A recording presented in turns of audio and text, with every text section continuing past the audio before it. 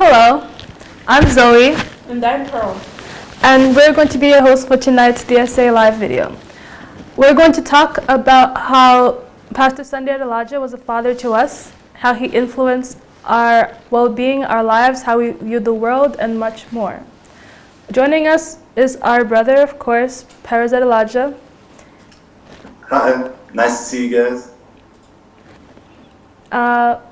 From all the way, joining us from where are you from? Why are you not with us, PEREZ? Please explain your situation. I am in the UK right now. I'm still studying at university, so unfortunately I couldn't be there in person, but I'm really happy to be able to be there on call in order to help and talk about our amazing father. Yeah, same here. We're very excited to talk about the way Dr. Sunday Elijah, our father, has influenced us because it's his birthday month, and we definitely want to honor him. Yes. Okay, so on to our first point, the first slide. DSA as a father. So obviously this is the point, this is the topic of our whole presentation, and he takes the role of the father in the family. The father is the head of the family. He takes care of the family, he provides for the family financially, and he holds them together economically, emotionally, and all the ways. He wraps us together, he leads us, we follow him. We are in his care. And it is obviously a very important role. So we're going to share experiences in which Pastor Sunday Elijah was a father to us. Maybe there are going to be some personal memories, but it really meant a lot to us, and it wasn't for nothing. So who wants to start, Pearl or PEREZ? I can start. Indeed, Pastor Sunday Elijah is our father, and he's been with us from the beginning of life. In the church, in the Bible, in all different cultures and religion, there's often a big emphasis on fatherhood. And I think that having Pastor Sunday as our father has really helped me understand why having a father is so significant in anybody's life. I remember when I was younger, I would often hold grudges against people, and I went to the point to say that nobody loves me except for maybe my dad, and I would complain about this to people, and but not let my parents know that I was saying these things. And then one time, my father invited me to go and congratulate a woman with her birthday, and that woman was one of the people who I had thrown a tantrum in front of and complained about everybody in the world except for my dad about too. So she recollected this incident and told us about her story, where she had grown up basically with no parents and with no friends and with no resources, and she had to grow up fending for herself, eating dirt when she had nothing to eat, and etc. and etc. And she told me to be grateful for my parents and for everything I had. And then as we were returning to our place, my father told me, see, even if you try to hide things, even if you try to deceive, the truth will always come to surface. And you have to actually think about what you say. You have to actually think through what you believe. And he used the situation, because I was kind of mad, to instruct me and to teach me. And I think I learned a very good lesson from the situation that if I had been alone, would probably have also held a grudge about. So that's just one of the many moments where Pastor Sunday Elijah has been there for me, and he has instructed me as a father figure. Yes, thank you, Pearl, for sharing that story. As a child, I remember that my dad used to travel a lot, and most of the time we'd be at home and mom would always be there. But even though sometimes dad was always away, it seemed, but he'd always come back, obviously, and he'd always bring presents and let us know that he cares. And even when he was away, I knew that he was there, and I knew that he loved me, and that wherever he was always there for me. And everything he was doing for us, and his love for us was unwavering, no matter what happened in life, no matter if I was bad or if I was good, if he was near or if he was far. His love for us only seemed to grow, and he only seemed to expect more and more from us. He would always make time for us and always share things with us. We were an important part of his life, and to feel important to my father really helped me to value him, and and to know my value as a person. From a young age, having a father really had a big influence and effect on me. Even though I already had a loving and caring mother, it really does influence a lot of your and my personality and so many things about us to have two loving parents instead of one, two different people, to show their own different ways of affection and discipline and care. And even though both of our parents traveled a lot, they always let us know that we were in their hearts and we never felt neglected. PEREZ, what would you like to share? Yep, so growing up, I'm sure Zoe and Pearl can also relate to this. We'd always receive the question of, what is it like to have Sunday at the Lodge as your dad? What is it like being the son or daughter of Pastor Bose and Pastor Sunday? And every time we'd come up with something different, but as you get older, you really begin to appreciate the incredible parents that we had, where first of all, it's been incredible that they have been us since birth, because there are so many situations where kids don't even know their parents, where kids only know one of their parents, where they have to grow up with only with the mom or only with the dad. For us, our parents were both there from the beginning. I think we all have the pictures of dad with us praying over us when we were just fresh out of the hospital. Ever since literally day one, he's been praying over us, he's been caring over us, because he understands the importance of proclaiming a revelation upon your child's life. And growing up, I never even knew that the type of dad I had was special, because that was all I knew. Dad was always around, we were always playing together, he was always teaching me, even though he was always busy or not busy, he was always traveling. Whenever he'd come back, he'd always bring a gift, he'd always try to call us every night to tell us good night. And it's really incredible to see the amount of effort he would take in order to spend time with his children, in order to spend time to shape their worldview, and in order to really direct them in the right direction. And for me personally, having him obviously being the only boy, there's always a bit of a difference between a father-son relationship and a father-daughter relationship. So me being the oldest child and the only boy, I always felt like the manly or whatever connection to him, as always being able to try to be tougher than him, trying to emulate him in those ways. And he's really taught me to really provide for people and really be caring, to try to help whoever I can in need, because the way we were brought up is that if you see someone in need, try to help them as much as you can. And he really helped us to really understand that. He really sowed those seeds in us from early.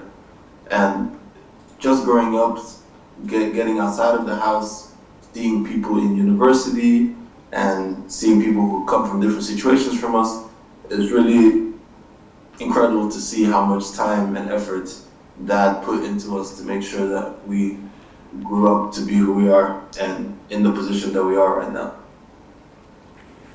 Thank you, PEREZ. Thank you, PEREZ. Obviously, like PEREZ said, there is a great difference between the relationship between a father-daughter and a son-father relationship. So I'm really glad that we heard your experience, because we never really heard it, even though we're siblings. Yeah. Okay. And like PEREZ mentioned, our father has been praying for us since day one. And even before we were born, he told us that he would go into hours and hours to pray for us, to pray over us, to make sure that our futures would come out well, to turn out well. And I just am very, very honored to live with a father who values me so much. Ever since Bible time, there has been fatherlessness in the world, and we see today definitely there's a lot of broken families and fatherlessness in the world, and we are very privileged to have not just a father, but a father who would lay down his life for us. We would all rely on our father very much. He was like our stronghold, our refuge, and he never backed away from the responsibility or the role of the challenge of being our father. He would always be up for the challenge, he would take care of us, he would comfort us, he would provide us, and we never felt anything less than safe and secure and loved in his arms. So that's the first point we'd like to talk about. Now we'd like to move on to the next point, which is you can see on the next slide. But wait. Okay. Do you have something to say? No. No? I thought we had something to show. I'm sorry. Yeah. Okay. So our next point is about our father being an incredible father despite the fact that he grew up without a father. And we would like to show a video that has a celebrity talking about a similar experience.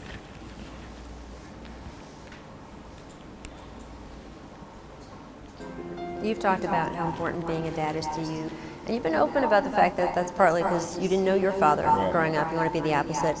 I was still pretty surprised, I got to tell you, to see your Instagram post from earlier this year. You basically wrote a note to your dad, and you said, you know what, I don't know you, I have no idea who you are, but because of you is part of the reason I am who I am today. The fuel that I use, you not being there, it's part of the reason I grew up to become who I am. What made you decide to go out like that? I don't know, but I think it's the truth. I think, my whole life growing up, I just kind of always said, why me? Why me? Why didn't my dad want to be around? I feel like I'm a pretty cool kid, I'm a good kid. Why wouldn't he want to be around for me? And then as I got older and kind of had my own family, I started to think, the reason he wasn't there is the reason why I became so strong mentally, so loving to my mother. And I am who I am today because he wasn't there, because I use it as motivation. Everything that I've gained, he has a role in it because I used it. Have you ever thought, as you've gotten older, maybe what if, should I explore a relationship with him? Of course, the what if situation has definitely popped in my head, but I think I'm good where I am. Well, with everything you've got ahead of yourself, basketball, new baby on the way, you're getting to raise your family in Ohio, is there a word or two that comes to mind as you think about what's ahead? Wow, that's a great question. One word that I could describe what's ahead is faith. I have faith in myself, faith in my family, faith in my community, and Northeast Ohio, the whole state of Ohio. I hold a huge responsibility to myself to understand that me playing the game of basketball is much bigger than dribbling or dunking or making a game-winning shot. So the whole word faith is the number one thing I can kind of use for the very near future.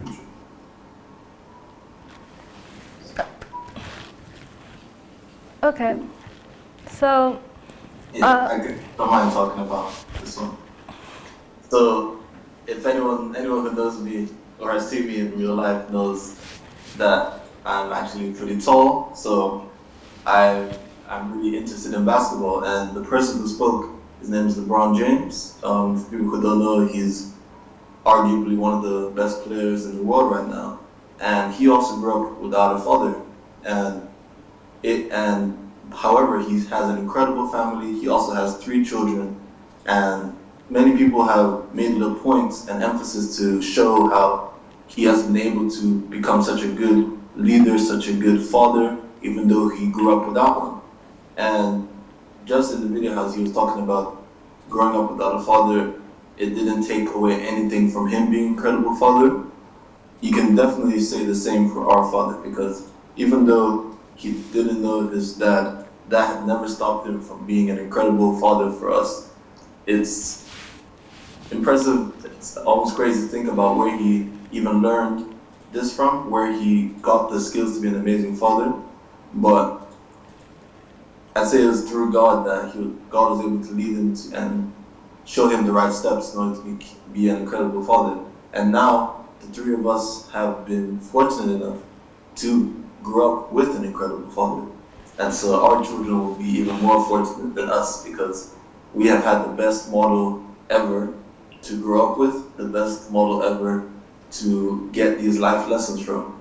And also that just means that with this addition of fatherhood in our lives, we will be even greater on a different scale, let's say greater in life if you compare it to LeBron, who is very great in basketball even without a father. So with Pastor Sunday the Lodger in our lives, in whichever direction of life that we choose to go in, with all the values and all the principles that he has put into us, we're able to transform our ordinary childhood and let it propel us into an incredible future, just like LeBron James was able to do. Thank you, PEREZ, for expanding on why you chose that video. It's a very good video for this point. I think we all know, or at least people who have grown up without a parent know, that once you have a childhood like that, you have a choice to either grow from it or to break from it. You can use that as an excuse for every failure and every mess up you have in life. Like, oh, I was disadvantaged from birth, I had a horrible upbringing, this is why I am the way I am. Or you could use this experience to better yourself, to decide that you don't want this to be your life and to have a better future, to reject circumstance and create your own dream, your own reality. And this is what our father did. If you read his book, Olaronwa, you know his history, you know his background, you know his biography, you know how he came to be who he is today. And he wasn't nothing was handed to him on a silver platter, nothing was given to him for free. He had to work for everything. And he had a much different childhood and upbringing than any of us three had. Our parents say multiple times that they worked to give us the childhood that they never had, to give us the opportunities that they never had. They don't want to go back and to let the world dictate where they should be in life. They create their own path. Our father grew up without a father, but he still is a great one. So anyone who was fatherless or motherless have no real excuse to be the same to their future children. Since our father's father was absent, he knows what we need. He knows what he needed at that time. He knows the effect of him not being there emotionally, not only physically, but spiritually, to encourage us, to have someone, to know that someone loves us all the time, to have someone to rely on, to have someone who will always be there for us. He knows how it is to live without all of that, and therefore he puts his all into providing for us what he never had. And in fact, since he didn't have it, he doesn't take it for granted. Therefore, he tries even harder and puts even more emphasis and effort and importance into paying attention to his role and his duty, his God-given role and duty as to being a father to his family, and he doesn't take it lightly. He's very serious about it, and we're grateful to him because of him, because of how he raised us. We are who we are, and we're grateful to be who we are thanks to his influence. Yes, I know that I can confirm everything that my brother and sister have said. I've always remembered telling children that have come to visit and were nervous to meet my father, telling them, don't worry, because my father loves children. I always remember my father, despite all the things that he had to do, despite all the places that he would have to go, he would never be absent. He would always be there for us. He would always be happy to see us. He would always make time for us. He was always there for us. He was always a great father to us. He was attentive and he was loving, and he gave us everything that we ever needed. And that's just so amazing. That's such a blessing from someone who never had a father. For us to receive all this love, all this acceptance, all this warmth, all this discipline, all this everything from someone who only had one person in their life to give us that. When we have a mother and a father who are both pros at doing that, that's a miracle. That's just proof of how much God has done in his life. That's proof of his name in Yoruba, Olaronwa, that there is God. And I also want to point out that even though my dad was raised by his grandma, he didn't even have the best relationship with his grandma when she was alive. He always has treated my mother with such respect, with such love, and it's just so amazing. And I think that is a very good example of a relationship to follow.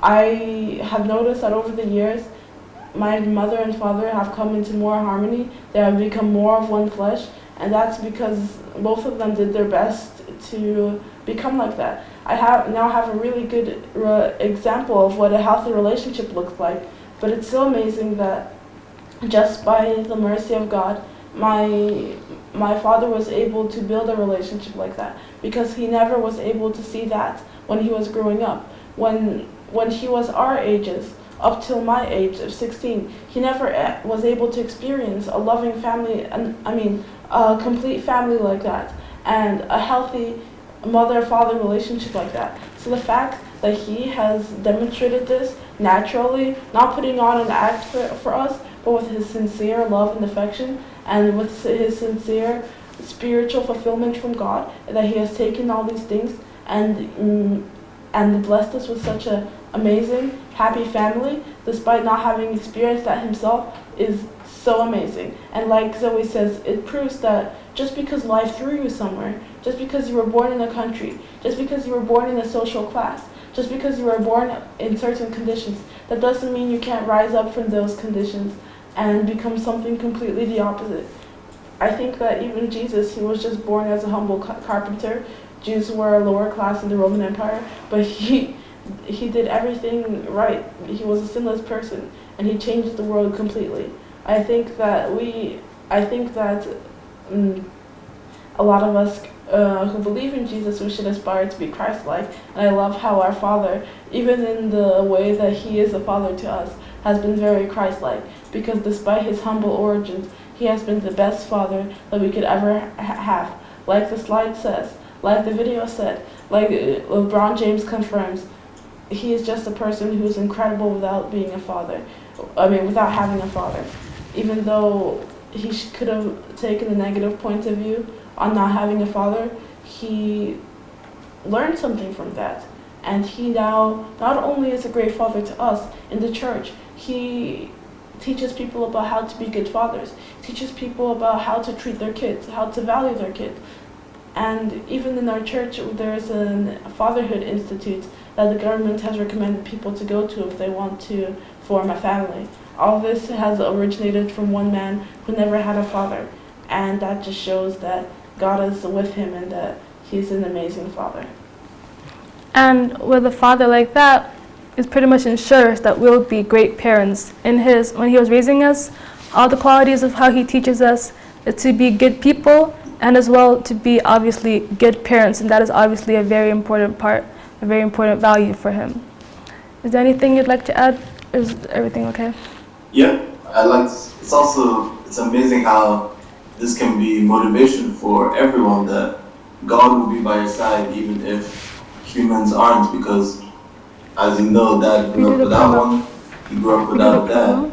However, he was still able to go from a hard, let's say, growing up environment in order to the great position that he is right now. That should be a motivation for all of us, that no matter what circumstances we are put in, because some circumstances you cannot control, no matter how smart you are, no matter how brave you are, some situations are just out of your control. However, if you believe in God, if you listen to him, he'll be able to take you out of whatever horrible circumstance that you've been put in, and he will uplift you from there into a much better spot. Me and my sisters are testaments of this, because we have grown up very privileged to be amongst my mom and dad in all the blessings that they have taught us, all the gifts, all the clothes that we wear, it's all from them. So this should be a motivation and an incentive for everyone, that they definitely can be a better father or a better mother than they received when they were growing up, and that your kids should also have that same level of gratefulness, that same level of appreciation for you, because you want to motivate them to, even though their parents were great, you want to motivate them to try to even do better for their own kids. Thank you, PEREZ. Okay, we would like to take this opportunity to let you know that after all of our points and we finish our presentation, if any of you would like to call in, you just have to go to Facebook Messenger and look for Move Agents, and then you might have a chance to ask a question and to get our opinion and answers from it. Also, we want to let you know that this month, May, is our precious father's birthday month. The 28th of May is his birthday, and so in honor of that, because of that, all of the over 200 books that Pastor Sunday the Lodge has written, there's a book promo. There's a promotional there's a promotional event going on right now that all of them will be discounted. So if you're interested in getting your own book written by our wonderful father, Pastor Sunday DeLodger, please email dsasbooks@gmail.com. DSA'Sbooks@gmail.com. Okay. So yes, having a father really is useful for all of us, especially during our teenage years. We can get a second opinion, prevent us from making stupid, silly decisions, give us good advice and good upbringing. But I think we've talked enough about that. Let's go to our next point, please. Our next slide. Okay, so we have a video for this one too. It's about how Pastor Sunday DeLodger understands his role as a father.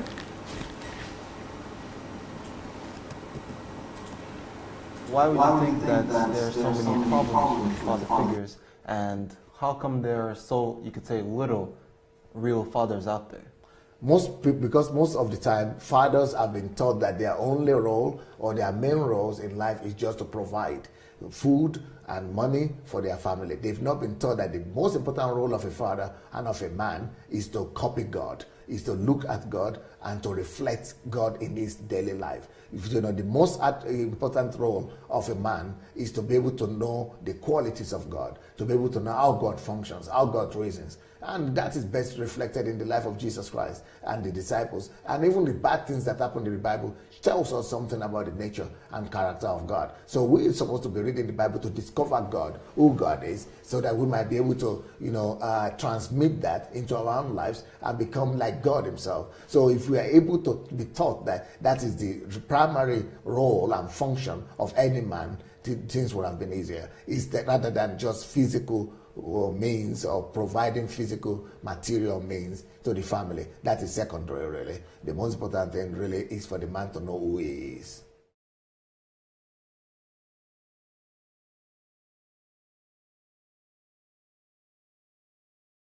Again? Yep. So, as we briefly talked about in the previous section, how God was able to lead him out of his unfortunate situation, growing up without a father, into this amazing situation of him becoming a father. You can see through the video that we just showed that he learned from early that following God, reading the Bible, was the way he was able to better himself. And he understands that his role as a father is not only to simply give us food, make sure we barely have somewhere to sleep, make sure we barely have some clothes, and then after 18 years, just pack us out into university and get us out of the house. He understands that there's way more to being a father, and he understands that the best place in order to learn how to be an incredible father comes from the daily communications you have with God, and also from constant reading of the Bible. I remember Dad always telling us from early that the Bible is the place with the most information you can have about God. And as you can tell through this video and just through his whole life, if you know anything about how much he spends reading the Bible, you will understand why he is so wise, why he's so smart. Because in the Bible, he's able to receive answers for any single problem that he has. I am sure without a doubt that whenever any of his kids had any situations that he didn't know how to solve right away, he simply consulted God, he read his Bible, and he was able to come and provide us with a solution. Us as kids, we didn't realize that there was a whole process behind the wise father that we just knew. We just thought that our father was the best and that there was nothing that he couldn't do. But growing older, we understand that it was because he had such strong faith in God that he wouldn't do anything without a confirmation from God. That was the reason why he has become such an incredible father and such an incredible human being. So if we keep on that pattern of trying to understand God, trying to speak to him, and continuously reading our Bible, that is how we'll be able to be incredible parents. That's how our kids will truly appreciate us, and that's also how you understand that you need to teach your kids not only about the physical world, but also about the spiritual world, that you need to teach them that the Bible, that Christianity, you need to instill those Christian values in them from early, so that whenever they do get out from under your roof, they will know how to navigate themselves in the world. And that doesn't come simply by being a pastor's kid and going to church and playing around with Sunday school. No, that comes from your parents taking their time to make sure you really understand these Christian values. And I can say for President that our dad did that with us. Yes, thank you, PEREZ. Thank you, PEREZ, so much. In the video, Dad, our father, described being a father, like compared it to, he said it's imitating God, looking at God and trying to imitate it. And in the Bible, God compares to himself as a father many times. We know him as God the Father. So everything that our Father does, he gives 110% into. And if we think like of God in general, the God that we believe in, he represents so much for us. He is our provider, he is our comfort, he is the Prince of Peace, and he blesses those who blesses us. He blesses us, he takes care of our problems for us. We have faith in him, we rely on him. In the Bible it says we have to have faith like a child. A child doesn't really question their parents when they promised something to them. They said, oh, Father said so, so it will happen, you know? And so for us as children, we looked at our Father, like we had faith at him because we were like a child, since we were actually children. We trusted him in everything he said, and he had never let us down, so we had no reason to doubt him.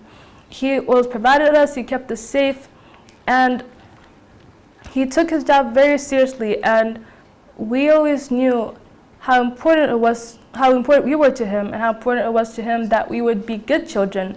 Not only, and it was for a really great, bigger purpose that maybe we couldn't understand at that age, but we're so glad that we were raised the way we were, and that we are turning out the way we are. Pearl, do you have anything to say? Yeah. Like my brilliant brother and sister pointed out, I think it's really awesome to note that our Father understands his role as a father, because he gets his inspiration primarily from our Father in heaven, our Heavenly Father. And I think that's so amazing to understand. Like, we can read so much in the Bible about God, how he's created the heavens, he's created all the animals, he's created the pastures under our feet, the sky above our heads, and he's put us in the dominion of all of this. He's made us just a little bit lower than the angels. That's Psalm 8. And he is love, and he is justice at the same time, and he is just so vast, and there's no describing him completely with words. And to think that even though there's so many things in this world that pull a human away, there's so many alternative philosophies, so many alternative beliefs, so many alternative paths a person's life could take, especially with somebody who's like our Father. People have called Nigeria such horrible things. They say it's like a place without civilization, a horrible place. Like they refer to it as if it's somewhere where no life can survive. And so, like ZOE said before, he could have used that as an excuse. Like, I was poor, I didn't have shoes till I was 12, I lived in a tiny village in Nigeria, all of this. No, he got connected to his source from heaven. He got connected out of all the things that he could have done, and he could have even believed in God but not tried to improve himself. Out of all the things he could have done, decided to base his life completely on the Word of God, and he decided to love God with all his strength, mind, soul, and heart. And you can see that in every single sphere of his life. He decided to make his will synonymous with God's will, and he fathered us with that mentality, with that will in him. And I just am so grateful for that, because in our raising, in our upbringing, we didn't just get what Dr. Sunday the Logic could give us. We got the blessings from God, because he is a person who is a friend of God, a witness of God, a child of him, who's connected to him. And now he has passed on the blessing that he got from God to us, to my brother, to my sister. and to myself. And it's not everybody who can do this. Even with the huge Christian population in the world, it's not everybody who has such a special connection to God. It's not everybody who's able to lay down their flesh, lay down their everything in order to serve God. And our father is the person who did that, and fathered us, having have done that. And we now have grown up in this environment, and I hope that we also can be people who completely put our will aside to be filled with Christ's will, to fulfill the Great Commission, to grow as fruits of the Spirit, and that we also can be wonderful parents, not just physically, but spiritually. That we can also teach people the way our Father does. That we can also make disciples of all nations. Yes. As PEREZ mentioned, to our father, being a father wasn't just making sure that we have clothes and food and a house to live in and to stay in. It was more than just doing the bare minimum. It wasn't just like, oh, we're married, oh, we have kids because we have to take care of them too, so they're our flesh and blood. We are his legacy, and we are a testament to everything that our father has been through and everything that he can achieve now. He can give us so much, even though when he was born, he had not as much as we do. He makes sure that we can be the best that we can be, and he tries his best to give us all that he thinks we need for life. Even like later in life or currently or anything that we've done before that needs some reflection. Like I said before, our father takes this fathering aspect of his life and every other aspect of his life very seriously. He connects everything in his life to God.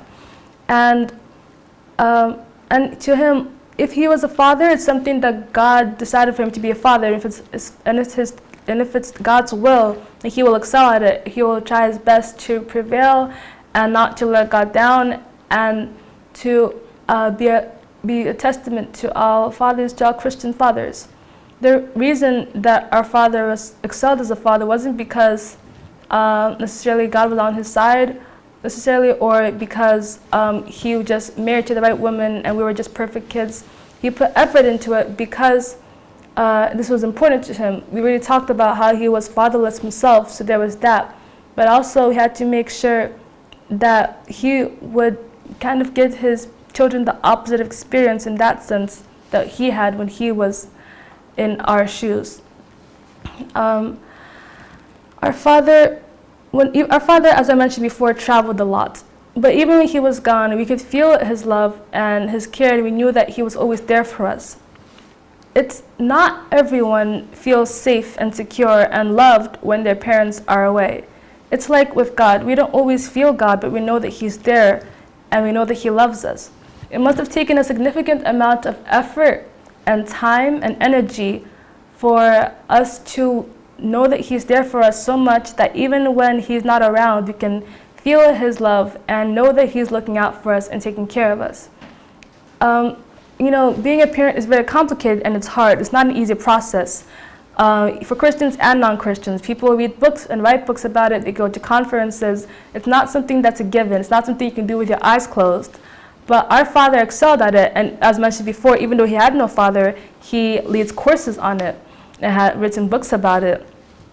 So yeah, it's not an easy thing to do, but he's still known as the best father in the world. And again, even though he was fatherless, he looked at God as an example and how he was in his life, because that was pretty much the only real father he had. And he tried to emulate God, who was the best and greatest being in the whole entire existence. And I think we're so grateful to have him as a father, have a father who takes his role as a father so seriously, rather than just to do the bare minimum and leave.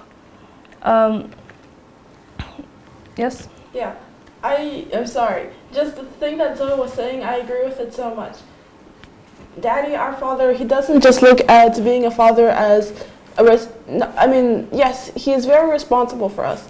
And that responsibility and the seriousness with which he has always regarded his children That's what we are so grateful for. That's why we were able to turn out and be so happy with our family and so happy with our lives and so confident and in our future and so grateful to God. But also I know that in his relationship with us, it was not just something that he jumped into. Obviously, like my sister said already, fatherhood isn't something that you can know how to do exactly.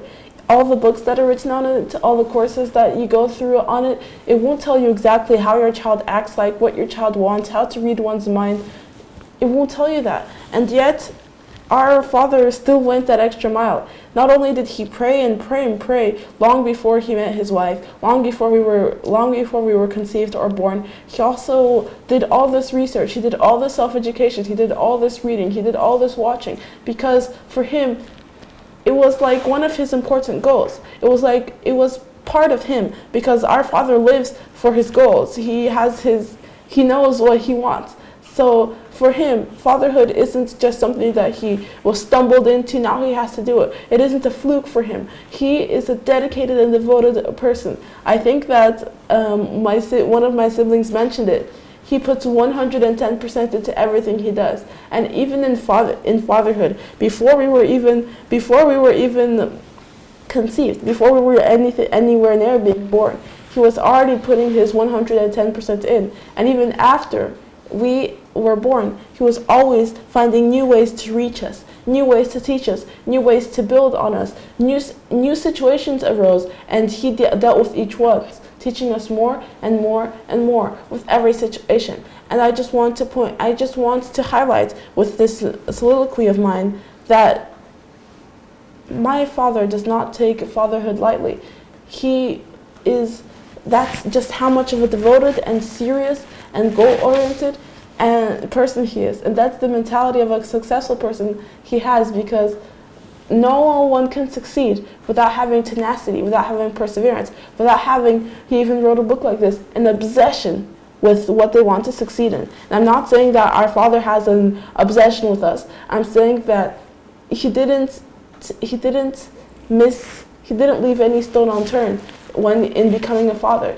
He did his absolute best and even more. And we can see the results of that. And we're very grateful for that. And I think that our father definitely should get due credit for that. Okay. Is there anything else anybody else wants to add, or can we move on to the next point? Oh yeah, I'll just quickly add about how our father, because he pursues excellence in every field of his life, this is why he has been able to become such an excellent father, and that he doesn't take anything lightly, but he goes the extra 20 miles in every single thing that he does. And you can tell it through fatherhood, because all of us have so many stories about what an incredible father that he has been. And I just think it's a very good lesson that everyone can take, because if we pursue excellence and if we have someone in heaven who is teaching us, who is leading us with our steps, how can we not succeed? How can we not at least be close to succeeding? Because if you always have such a high bar for yourself, then you're able to excel. And that's something that he has been teaching us since the very beginning, that we can all become great, that we can all become the best at whatever we do. And that's something that you really need to instill into a child. You shouldn't be like dampering their dreams. You shouldn't be telling them that nothing is unrealistic, but you should be feeding them and filling them with that strength and desire in order to achieve something incredible in life. And that's something that I know for certain that he has done for us, because I know a few years back on another one of his birthdays, I said the greatest gift that he has given me is the belief that I can be great. And I'm sure that applies for my sisters as well. And it applies for everyone who has even been around him, that he's able to motivate you and inspire you to become the best version of yourself. And that's something that's not easy to do. It's something that can easily be taken for granted. But it's something that is very important, something that every child needs to hear growing up. even adult as well, because that's why he's able to inspire so many adults who have thought that they have already accomplished everything in life. Then they realize that there's so much more they want to do that was suppressed from them earlier on. So it's something that I think shouldn't go underrated, something that shouldn't be underappreciated, and something that I think everyone needs to know in life. Thank you, Paris. Yes, thank you so much, Paris. I can definitely confirm that our Father has always inspired us to pursue our talents in order to improve ourselves, in order to make ourselves better, to be inspired, to go with the extra mile, to go into the world that nobody else saw. I mean, you can do anything on a surface level, or you can go deeper. And our Father has always encouraged us to go deeper. He's always pointed out what we're good at and told us, you keep going. You'll become the greatest in this. You are the greatest in this. And I'm so grateful to our Father for always building on that, for always giving us that mentality. Because not everybody has the chance to hear consistently that they will definitely achieve greatness. And we have grown up in that environment. And we know that now anything we put our minds to, we can definitely do it. Anything that we go the extra mile in, as long as we try hard enough, as long as we really want to do it, we can definitely do it. And that is all thanks to our Father and our Mother, of course, and I'm so grateful for them. Yes, we're going to talk a little bit more about how our Father's principles has affected us a little later during this presentation.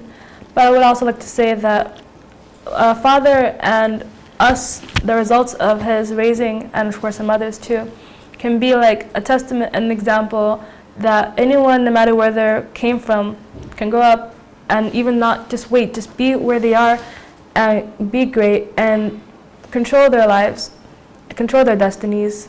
I'd like to end with that note. Now let's please move on to the next slide and talk about the next points. Always spend quality time with us, even though he was incredibly busy. This is what we're going to talk about for the next few minutes, and we have a video for this as well.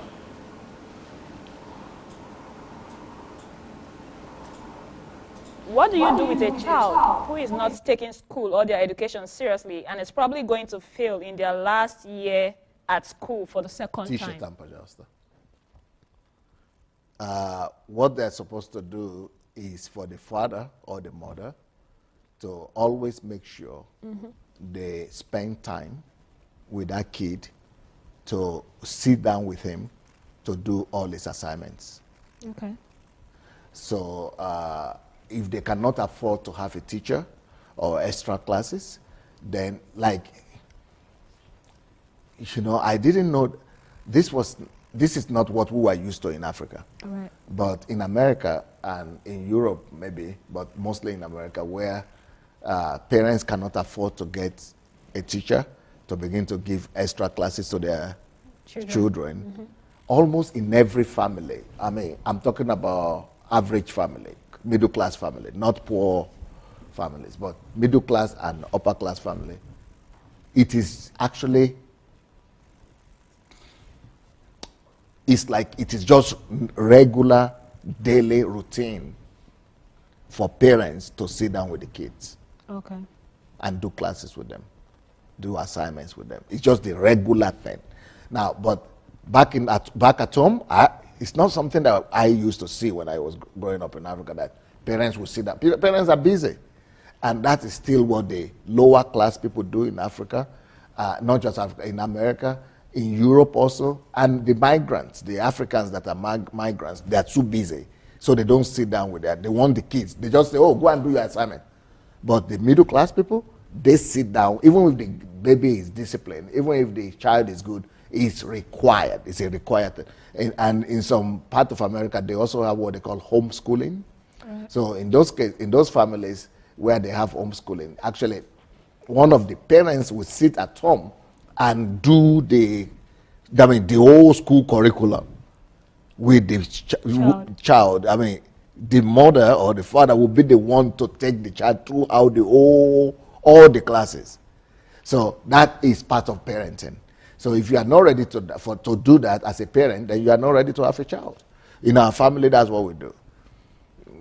we've got, no matter how tired we are, especially my wife, no matter how tired or how busy, we sit down every day with every child, go through their assignments, go through their own work with them, especially since they are studying in American schools. So, and we don't have Americans here, we don't have English speakers here, so we have to do it ourselves. And that's what we've been doing from kindergarten. Till now? Yeah, till now. Wow. Interesting. Wow, that's good. So you don't put the responsibility on board the child. Okay. Not every child will be responsible enough to do the assignments and to be serious immediately. You've got to take them by the hand and teach them to know how to be responsible. So that video was just one example of what reasons why parents should spend time with their children. I believe I want to start talking about this point, so after me, any of you could start over, pick up. But even outside of school situations, even when our father would travel a lot, even before we moved to the house that we're in when I was younger, like that was before I was 8 years old, our father would call us to read the Bible with him, to pray with him. When he was watching TV, we would join him and play with him then as well. He always made himself available to spend time with us, and it wasn't always about something serious, and it definitely wasn't always about just fun things. There was always discipline, but there was also always love and playfulness. And that is a consistent thing throughout the years, regardless of the changes. When we moved to this house, I remember there was more frequent teachings, maybe not directly from the Bible, but from sermons or articles and lectures that other people have written about more specific topics, like about honesty, and is there such a thing as being too honest, or what is like deceit, or is misleading and lying, and they're to build our character, to build our values, to build our principles. And then a couple years later, after he found out that all of us have some free time because a certain assignment was relieved from us, he said, okay, now instead of that, come to me and we'll just spend some quality time together. And there was no specific goal or points of that time except to spend time together. We could talk about anything, ask questions about anything. It was important for him to build a relationship we could ask him any questions and talk to him about anything, so that we would be comfortable with him, we could trust him, so that we wouldn't keep our mouths silent, we wouldn't keep our mouths shut, and we wouldn't be too shy or embarrassed or not close enough to talk about different topics. So spending time with his children was definitely a very important aspect to our father, and it definitely helped all of us. Of course, people who are raised with both parents are raised with both parents, but when you spend time one-on-one, you form your own personal connection with the parent, and you understand them better on a different level. You understand their values, what's important to them, and they start to see you better, and they know how to reach you better, what words to use, what examples to use, what will affect you more, what's more important to you. So I would say that spending time with your child, regardless of the points or the reason or the goal, is something that he put a lot of priority on, and is something that has had a great influence and effect on our lives that we're very grateful for. I think Pearl wants to say something. Yeah. So this point that we're discussing is that Pastor Sunday Delaja, our father, always spends quality time with his children. And that is undeniably true. Ever since I was small, I can always remember that he was always ready to entertain us somehow, or to have very important and serious talks with us. Let me just give you some examples. We have moved in our lives before, but I remember in both houses, one of the best things that I ever enjoyed when I was younger was going to our father while he was sitting on the couch or on some type of soft chair, and getting on behind him, getting on the back of the couch, and he would just grab us by the hand and roll us down him. So he would help us do a somersault. I just felt like I was just the happiest child in the world right now. at that moment. You know how on YouTube or on social media they will have these videos of top 10 amazing amusement park rides that you should try right now. I felt like that was number one, the most amusing and amazing thing one could ever go through. I was having so much fun, and I never thought about then how hard it must have been to have 2 children and to continually be rolling them down your own Children. I can't count. No, to have 3 children and continually be rolling them down your body, holding them tight so that they don't fall. And like we never had any accidents with that, as far as I remember. And so he was trying really hard for us. I mean, I never thought about that as a kid. I was just having so much fun. But Daddy was purposely doing that for us so that we could be happy, so that we could know that we were loved. And that was just one of the most amazing things that I loved as a child. Even if you ask some of our nannies, they always tell us how they remember coming in and just being so surprised to see us just rolling around, playing with our father like that. But that wasn't the only things that we did with our father, because our father is really dead set on giving us a balanced upbringing. I remember that there would be times where every evening he'd call us and talk about different things. And all these things were really cool. There were educational things, there were principles that we needed for life, but unlike some of the teachers you had in school for sure, he didn't just drone on. He didn't lecture on and be like, oh yes, the Pythagorean theorem is this and this and this, and you're trying not to fall asleep. I mean, I didn't have any math teachers like that, no offense to you guys. But he made things that were really important to life. He made things that some people live in life, some people live to the age of 80 and they don't realize that, they don't know that. He made these very important and wise insights seem simple for us, and he taught them to us consistently. I'm telling you, this knowledge, he has written books around it already, but I'm saying that he could have made so much money off that, he could have made so much profit of that, he could have hogged it to himself and released it in small pieces, just lived in a castle and say, okay, commoners should come to me if they want to know how to be successful, and written his information on small little scrolls and sold them each for a lot of money. But instead, he told this to us, who are little children, who he can't be guaranteed are paying attention. And I remember a lot of the things that he taught us. He also told us to recite what he taught us after the lesson. And that helped us, of course, develop our memory and develop our retention and develop how to take apart a question. I remember that he would teach us about how the state of the world right now. Like we read an article that said how we got to this whatever world. How, right now a lot of people have rejected God, but they also aren't hyper-scientific people who believe that the answer to everything can be found in the physics books. So most people, when it comes to their worldview, they say whatever. Or there's actually a term for that. They call it none. They're not affiliated with anything. It's just whatever.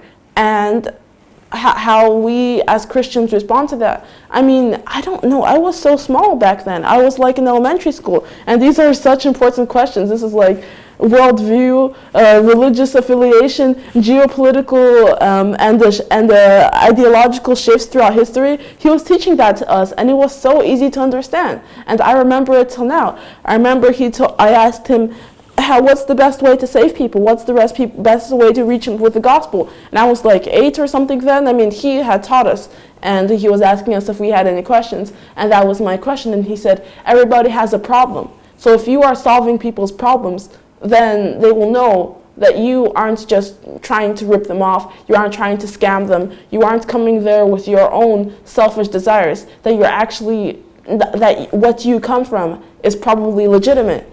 And that the best way to reach someone to the gospel is to find out what is their problem and solve them. Because, we can do all things through Christ. Even in that passage, Paul was talking about his problems and how he was able to endure all of them because of Christ. So obviously, all the problems of the people in the world, we can also solve them through Christ and reach them through that. By solving them. And of course, I think that is why charity is an important concept in Christianity and in other religions as well, but I think that it's very important to us. And I learned that in elementary school from my father, because we were sitting on the couch discussing the value of the gospel and how to reach people with them. And you know, it wasn't just 2 times that he taught us. He would gather us together every evening, and we would talk about these things. He would read to us his revelations from God that he called Rima. I don't know the right way to say it, but it was written that way. And and that really helped us. That really shaped us. And just think about all the time that he took to take this very important information and to make it accessible to children like us. I think that shows that he really was spending quality time with us. He wasn't just fooling around with us. Everything he did went into forming us and shaping us. And I'm so grateful for the influence that he has had on us. And I think that my brothers and sisters can confirm, right? Yes, we can. Yeah. But I think it's PEREZ's turn to talk. Are you not done? It's okay. PEREZ should talk. Well, there's not much to add, I guess, after that. But that just proves how important it was that he spent that time with us as kids, and how much kids actually appreciate quality time with their parents. And if you remember from the video, he was talking about how we went to an American school, meaning that we went to school with people from different nationalities than we're at home. We were the only Nigerians at the school. So our parents had to see that, and they had to slightly adapt their parenting style, because they couldn't teach us exactly the same way that they were taught growing up. And that's just an example showing to their awareness, to their intellect, because it's hard to change from what you know. It's hard to change from what, I guess in their case, that they had been basically trained for about 20 years. It's hard to just simply get out of that system. And it was really incredible looking back, seeing how different their parenting style was from a classic Nigerian home.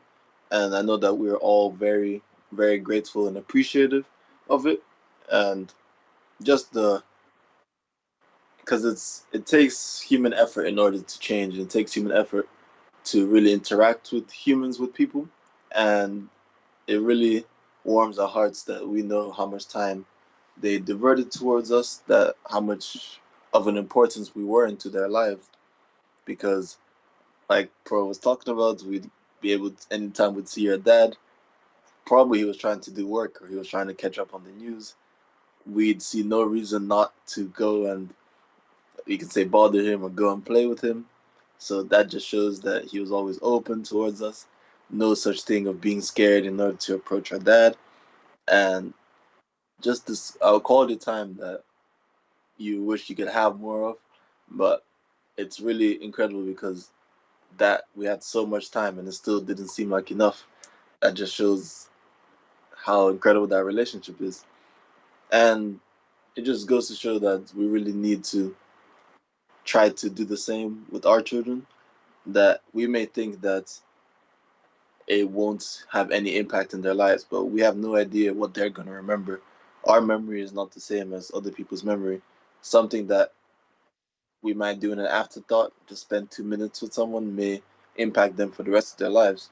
That's something that we should all take for ourselves, that we can all use it, not only for our kids, but just for friends, for colleagues. Never be scared to spend your time in order to build a relationship, to help someone, to cultivate something, because you never know how it's going to impact you or how it's going to impact them later on in the future. So that's something that I know we will all take with us and that we will all continue to take seriously.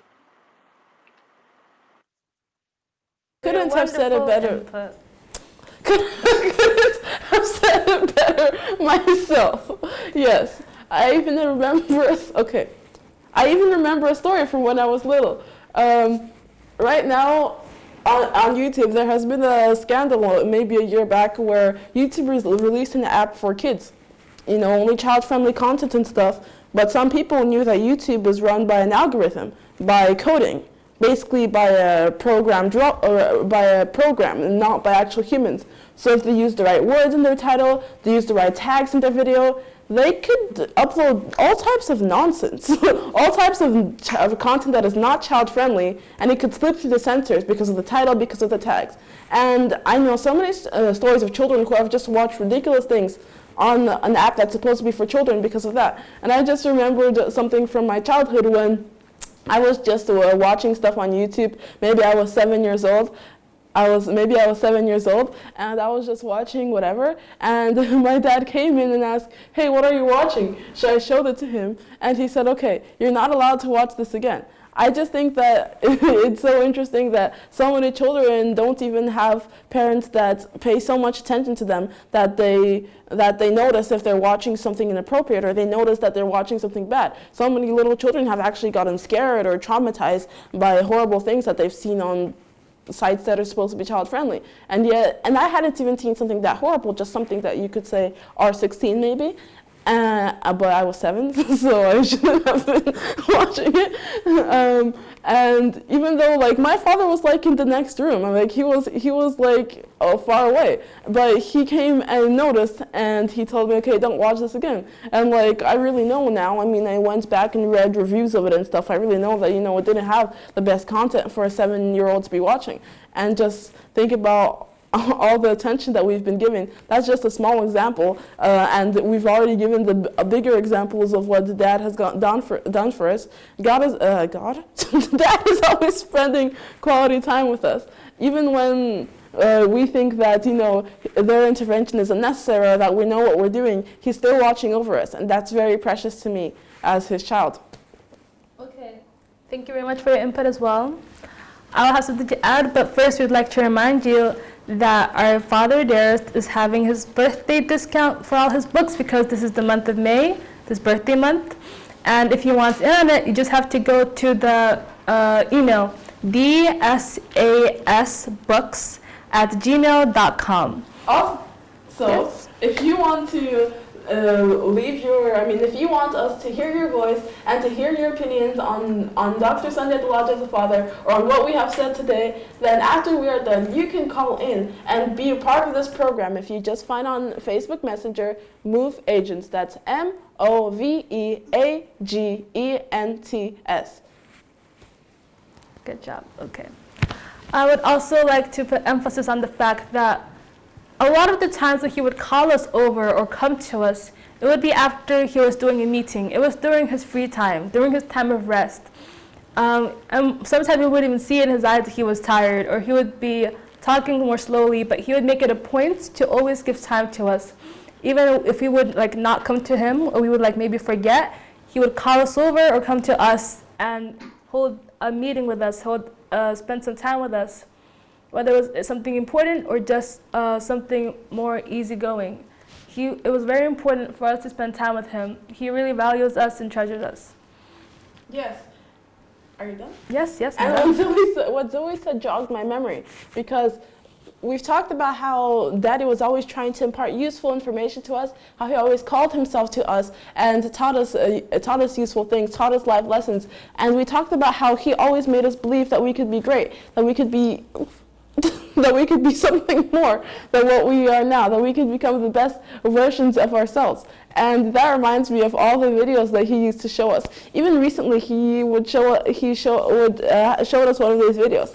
And these videos were of children younger than us or our age, and how they had achieved amazing success. I mean, some of these were especially special to me because one of them was of a poet, also from Africa like me. She was like, she was just a tween, not even a teenager yet, and she had performed on some Africa's Got Talent show. She wrote her own poetry. She performed a poem, like a spoken word poem, and not just reading it. She performed it. Yes, she posed. She went from the corner of the stage to that corner of the stage. I even remember part of what she was talking about, even after watching the video once, because she was performing it so dynamically. She was like talking about the problems of the world, the problems of Africa specifically, and she was talking about people dishonoring their parents, and even parents raising their hands against their children, etc.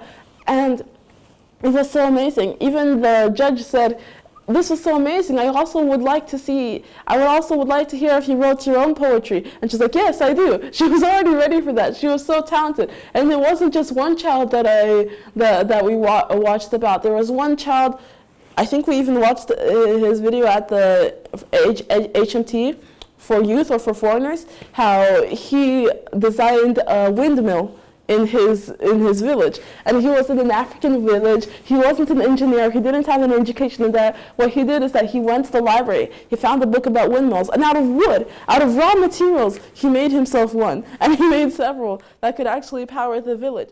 And then I remember watching about a 9-year-old girl who had already made like 2 documentaries. Being 9 years old, and she had aspirations to become like the president of the United States, and it was just so amazing. He didn't just say that, hey kids, you can become great. Hey kids, you can become successful. He showed us all these amazing examples of children who had already, in their young age, just used all the opportunities about them and around them, and created something, added value to the world. And he made us analyze these videos and say, okay, how can you do this? What have you learned from this? And I just want to highlight that to show how serious Dr. Sunday Adelaja was about bringing us up not to be average children, not to be ordinary children, not to make the cutoff mark, but to be exceptional children, to even surpass him. He's always told me that, oh, soon you'll write enough books to surpass me. He's always told ZOE that she has a future on the stage. The same thing about PEREZ. He's always told us that we have great futures. He's always encouraged that in any way, not just with words, not just with his actions that show a person how to be successful, but also when in his free time, when he was just talking with us, he would always encourage us. Just look at all the different ways he's encouraged us, subconsciously, consciously, directly, indirectly. There's so much evidence that has put into our hearts that we can succeed. Meanwhile, other children grow up being told that they're failures or being told that they have no chance. We have grown up with the exact opposite, to being told that we have every chance, that there are so many people who have already succeeded being younger than us, being in different situations than us. So why can't we? And that we can. Yes, thank you, Pearl. I would like to add that girl who wrote a poem actually won the Whatever's Got Talents of that year. And the boy who made the windmill, there's a Netflix documentary series coming out about him. Probably a TED Talk as well, I think there is about him. Yeah, so we can do anything, kids. But parenting and our environment does have an influence on the people that we become. The girl probably wouldn't have auditioned for the Got Talent show if her parents weren't supportive of it. And though, if everybody had told the boy, like, oh, you're crazy, you can't do a windmill, they probably did, but it was a chance to help their land because they were in a drought. Mm-hmm. So I don't think they were too opposed of it. Even if they said some things, they're trying to be rational and logical, but still probably had hope in their hearts. And I'm sure that when he did the windmill, they were like, I knew you could do it. I had faith in you. I saw it in your eyes. Okay. Does PEREZ have anything to add, or is it all good? We can move on. I can't hear you. You're mute. No, I'm not. Yeah, we can't. Okay, we'll move on to the next point. Which is on the next slide. Okay. This point is about, you want to introduce it? Sure.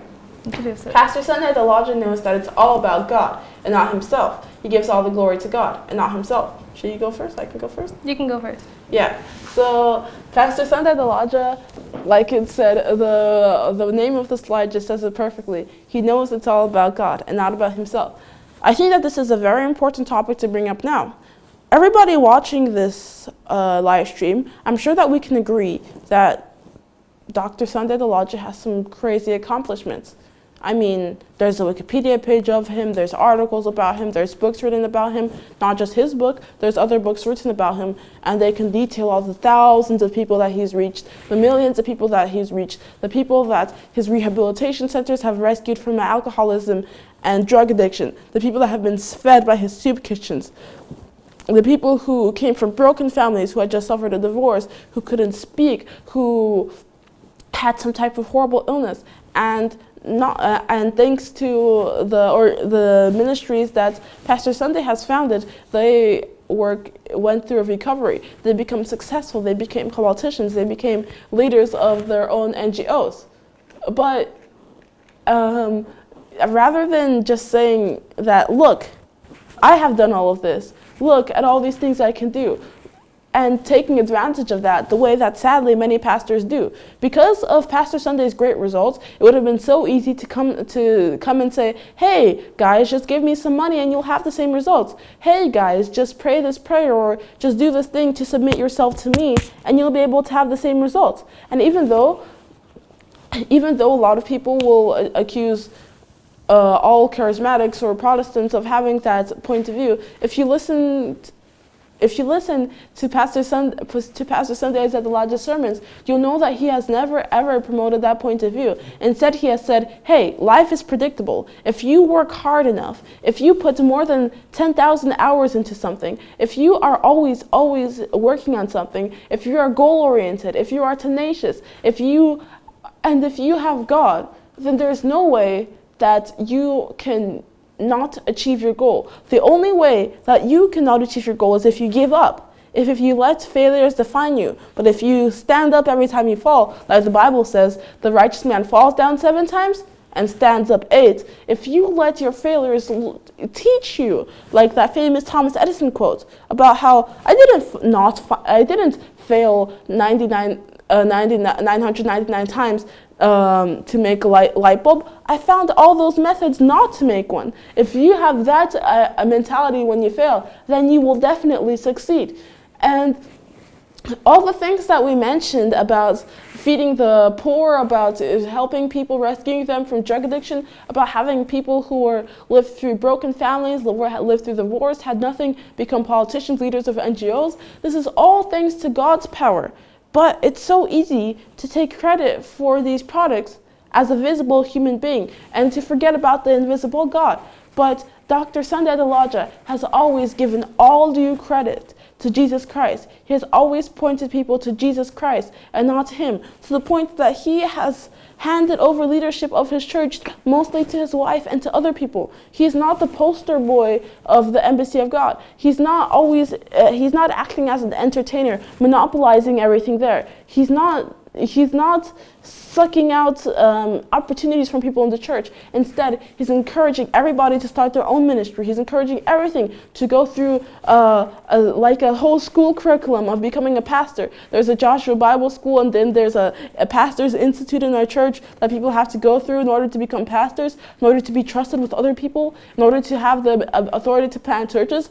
And rather than saying, well, look, I'm so smart, I've already gone through all these things. Actually, I founded these curriculums. I'm the OG pastor, guys. I'm the best pastor, and nobody can be better than me. So let me just handle everything. Instead of literally being a dictator and making himself be the main face of everything, instead of building a cult of personality, instead of repressing other people and taking talented people and using their talents for his own good, instead he gives everything away. He plans to leave this huge church, this huge amazing things that he has built in Ukraine, and go to Nigeria. And I'm telling you before, people are always speaking so negatively about Nigeria as if it's literally one step away from hell. And yet he, knowing especially the state of the church in Nigeria, and of course, I'm not insulting true Nigerian believers here. I'm talking about the people who have done exactly the opposite of DSA. Taken the church, taken the gospel, taken their results, and taken all the credit, sucked out the opportunities of people, and taken their money, taking their talent, taking everything to glorify themselves instead of God, saying, yes, we're doing this in Jesus' name, and then endorsing some type of witchcraft, endorsing some type of endorsing some type of scams, and endorsing some type of corruption to benefit them in the name of Jesus Christ. So knowing that all of that is going on there, and that's actually the norm in Nigeria, he's ready to leave this familiar place as soon as he can to go there and completely tear down and reform that place. I think that we don't think about how hard it is to reform a completely corrupt system. When we talk about Martin Luther, we talk about him as if he was a hero, but do we know that once he was just singing in the choir, just being a good Catholic monk, and he just yelled out in agony because he couldn't reconcile how what he was so attached to, the Catholic beliefs, could be the Catholic beliefs in indulgences that had been so accepted by the church at that time, the nepotism, the corruption, that it was completely incompatible with the Bible. I mean, he was a monk. He knew the Catholic dogma from start to finish. And all his friends were in the monastery. He left everything to go to the monastery. And now he would have to leave everything again to go against a whole institution that even was like just as powerful as the king, because the king made him an outlaw when he started protesting the church. You think that was easy for him to do? I don't think it was easy for him. And now to go through that same agony, to go through that same to be ostracized by the mainstream church again, that's what DSA is ready to do. When he could have just sat down and said, hey, look at all these things I did. Look at all these numbers. I fed all these people. I've converted all these people. Worship me. That's basically what happened to King Solomon, because he was a very successful king. He just started worshiping the God of wealth, the God of comfort, instead of God. But instead of doing that, despite everything that Dr. Sunday Adelaja has done, he says, things will get harder for me because I'm going to continue preaching the gospel. I'm going to continue spreading the word of God, even when it's hard for me. He is not a narcissist. He knows that we humans are the pot created by the potter. We are made to reflect Christ. And in everything he does, you can see that. His program, he doesn't talk about himself. The only times that you see DSA in the titles usually are when people are asking him questions about himself. Then he makes the question the title of the program so people can know that their questions are being answered. Otherwise, why God is disappointed with most Christians, what God means in this passage, what God wants all men to know before marriage, etc. and etc. It's never about him. It's never about, oh, I'm so smart, oh, I'm so good, oh, I. No, it's always about God, God, God. Even when he talks about his success, I mean, he should be proud of himself that he came out of a tiny Nigerian village, not like an urban populated place with all the opportunities. No, a tiny, tiny unknown village with no father, with poverty, destitute. And he became a major person, a public figure. No, God. All the credit goes to God. And that's exactly how the great men of the Bible acted. That's how the people mentioned in the Hall of Faith acted. And that's not an easy attitude to adopt. You know what Paul said? I am now dead, and it is Christ that lives in me. You have to, in order to have this type of view, you have to die to yourself. You have to kill your flesh and put God on the first place. That is exactly what Pastor Sunday has done. And you can't look at any of his sermons and say that he's telling people to worship him or that he is taking the focus away from God. No, he's always getting closer to God. He's always getting the revelation from God. And he never puts the glory on himself. He's so ready to admit his faults, if only it is to bring people closer to God. Even if you look at the video of the anniversary, he was talking about, oh, when I first came to the Soviet Union, I was just dumb. He said that word. I wasn't the smartest. I thought nobody wants to be my friend. I thought I'm too skinny, I'm too this, I'm too this. And he's talking about his journey, having to overcome his insecurities. I think that if I was in a high position and I knew that with some words I could manipulate people, I could control them because of all the things I had succeeded, like we see a lot of politicians do that, I would not admit my faults. One of our politicians in Ukraine did that. Ukraine has a very corrupt system, and recently we've had some courts formed against corruption. We had some organizations formed against corruption. And while the process to form those things were happening, the government resisted them in every way. It was so obvious, all the news things were covering it, that the government resisted it anyway. But when it was passed, politicians went, oh yes, finally, the thing we've been working for so hard. We've been supporting this for so long. We've been battling corruption for such a long time. Finally, the laws are passed. Yes, I've spearheaded so many things in order for these laws to be passed. Even though a month before the law was passed, you can see them paying lobbyists to make sure that law gets a smear campaign against it. That law gets unpopular. And that's what probably I would do if I was in such a high and influential position. I would try to make myself look the best. I wouldn't try and admit my faults, but yet we see our father, Dr. Sunday DeLodge, doing that all the time. And that's because his focus is God and not himself and not his flesh. He knows that all the glory is to God, that without God he would be nowhere, that God is everything and not himself. Thank you, Pearl, for that very long points you had right there. PEREZ, is there anything you want to say? You guys hear me? Sir. Never mind. Okay, I think I'll start. Continue off of my dearest younger sister, who had a lot to say. What is there left to say? Okay, so in case you forgot, the topic of this point is how my father, everything he does is all about God and not about himself. And I think that's very evident to see because he's very earnest and sincere. With Pastor Sunday, when he performs, what you read, what you hear from him, what comes from his mouth, what you see is what you get. He doesn't put on a fake persona or an act that he puts on for the public. How he acts on stage is how he acts on home. How he acts on stage is how he acts at home. And how he talks is how he talks at home. Of course, he's not always energetic and he's not always happy because we're all human beings, but he is earnest. He's not deceiving anyone by appearing more likable or appearing in a different way that he is. He is just the way he is. When people meet him, they're not surprised, they're put off by what they see because he is the way that he is. Like my sister said, he allows a lot of he self-admits his own flaws, his own mistakes, his own difficulties that he has, because he's not trying to concoct the image of a perfect person, an all-powerful person who knows and has all the answers.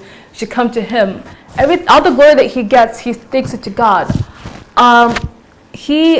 When he got a scholarship to the Soviet Union, he was studying, and he had a picture of Jesus on the wall. He was willing to risk his education and so much more to keep it up on the wall because God was so important to him.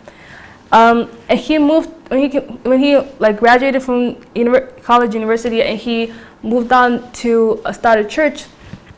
He had very little resources. He had close to nothing. He just did it because God was telling him to do so.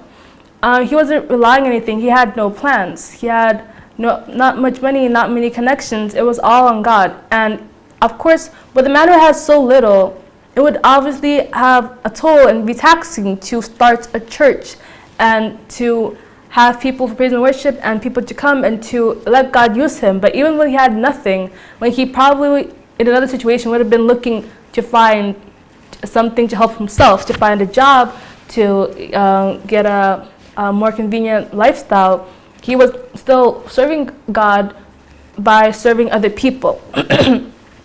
And that is the heart, that is where he came, that's what he came from. And one of the principles that our Father taught us is to remember where we came from, never to forget our roots, never forget people who have raised us, who have blessed us. And he keeps on referring to his past because there was a once upon a time where he wasn't where he is today. This didn't come out of nowhere. God just kept on providing him, taking care of him. Through all the obstacles of life, he always has faith in God because God has proved himself and he will continue to prove himself. When people ask him why you do this, it's because that's what God put him on earth to do. And people people accuse him of scams or of any dishonesty. He's just clear and he's honest because it's not about himself, it's not about us.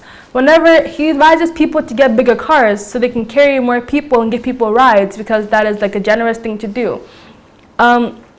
Right now, we live in a bigger house than we did before, but it's all so that people could come and stay here when we have teachings. It's all for other people's service. We don't use a lot of the house that we have. We rent it out to people. We offer it for people to stay. And even before we had this house, we lived in an apartment. And people still came over to our apartment, which is small and not very comfortable, not of a big size. But we still had people over so that still had people over because my father had things to tell them, and where there's a will, there's a way. So all these excuses that people throw at our father, he's actually selfish, he's actually a scam, he just wants the money. If you listen to what he's saying, if you see what he's doing, you can see that's not true. If you might know that our father has plans to go to Nigeria and to spread the word there, to save where he came from. And why would he want to leave everything that he has here? Because from Nigeria, he'd have to start over. He has more connections in other countries in the world. He has like his house, and he's lived here for so many years. But to go back, he's going to have to start again from nothing. Of course, he's going to have more knowledge and more wisdom, a much more mature person than he was when he left. But it's still going to be taxing and hard again. Our father, he doesn't rest. He's always working, and he's always working so hard. He has a high standards for himself, for the people working with him, for the people around him. And it's not all, it's not all for fun, and it's not all for the money. It's all for God. He knows his time here is limited, and he wants to serve God as much as possible and do as much as he can for God. It's in every circle of his life. As we talked about before, him being a father, he was trying to emulate God and imitate God. He was trying to fulfill God's purpose and his mission and his will in every aspect, glorify God with his life, be a living servant. So I think there's way too much proof and evidence that everything that my father does, he does it with God in his heart and God in his mind.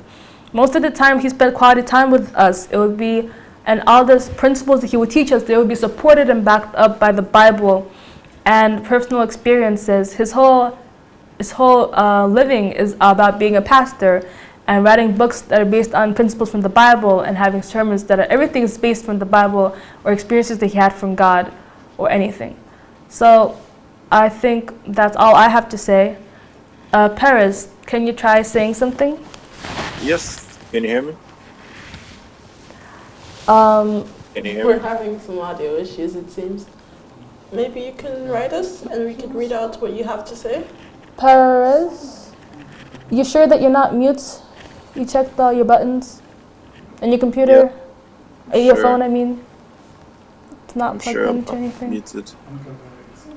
Okay, try talking some words right now, please. I think. Try Hello, talking some hello. words. 1 2 1 2. Yeah, he is. 1 He's 2 talking. 3. Hello. You Oh, can hear. we can't hear him. All right. Oh, Oh, there we go. can you hear me? Yeah, we can hear you. Hip hip hooray. Congratulations. Oh, great. Sorry, I don't know what happened there, the audio technology issues, but yeah, everything my sisters have said has been spot on.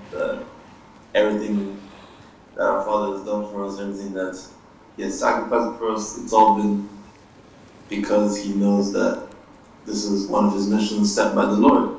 And it's the reason that He looks towards the Lord for His guidance, towards the Lord as the person who rates Him, you could say, as the person who grades Him, is the reason why He has been able to be so successful, because the Lord's standard is higher than any person's standard here on earth.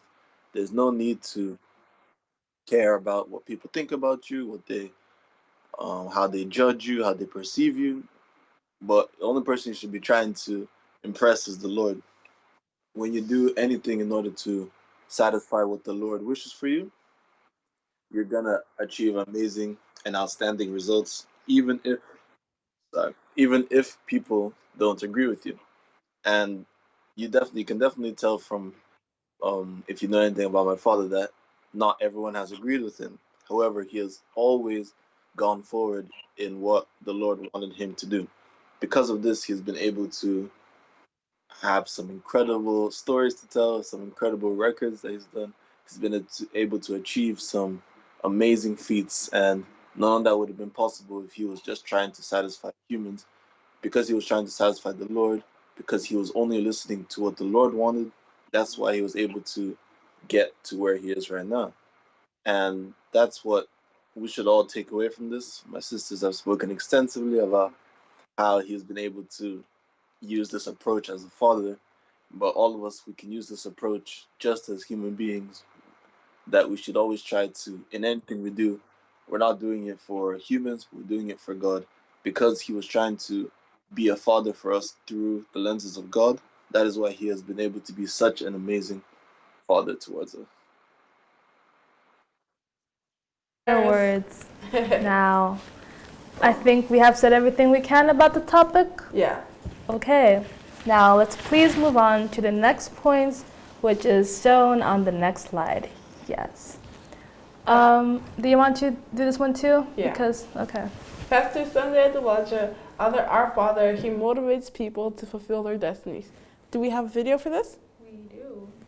Let's please play the video. About motivating people to fulfill their destinies. So your calling could be in what you often think, talk, read, and hear about. What do you like to listen to? What do you like to hear about? You just enjoy talking about this topic, that's all. You just enjoy talking about it. You enjoy hearing it. You enjoy listening more and more to it. What is it? What topics are those that really captivate you? To captivate your hearing, captivate your attention. You are never ever tired of listening and hearing more and more about these things. What is that topic? Well, that might be a way of God telling you that's your calling. Is there anything apart from some things you like to hear and like to listen to? Is there anything you like to read about? Any topic, any particular topic that entices you, that attracts you? What are those topics that attract you? What are those topics that you are interested in reading about?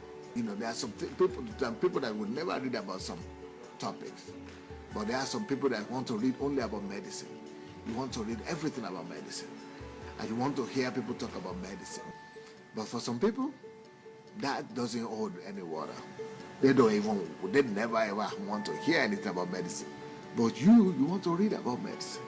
You want to hear about medicine. Wow, is that telling you anything? Yeah, that should let you know that there is something there more than the ordinary. That there is something that God wants to tell you. And the reason why you will always feel enticed to a particular thing, and the reason why you will always feel stimulated by that particular topic is because that topic is indwelt in you. You know, God has put our callings and our destiny inside of us. It is dwelling inside of us. So we don't need to look for it from the moon or from outside. No, we have that calling already in us. It's already inert in us. So even if you've never heard about it before, once you begin to hear about it, and there is something that responses from inside of you. It's a response. So it is your calling that is inside of you that responds to what is hearing, and it wants to hear more about it. So that's why what you like to hear about is a call, is an appeal to the destiny that is already inert in you, that is already buried in you, that is already concealed in you. So in your creation, God opened you up and put in you the assignment that you are supposed to carry out on the earth. God opened you up and concealed in you the destiny that He has for you. So that destiny is looking for expression one way or the other.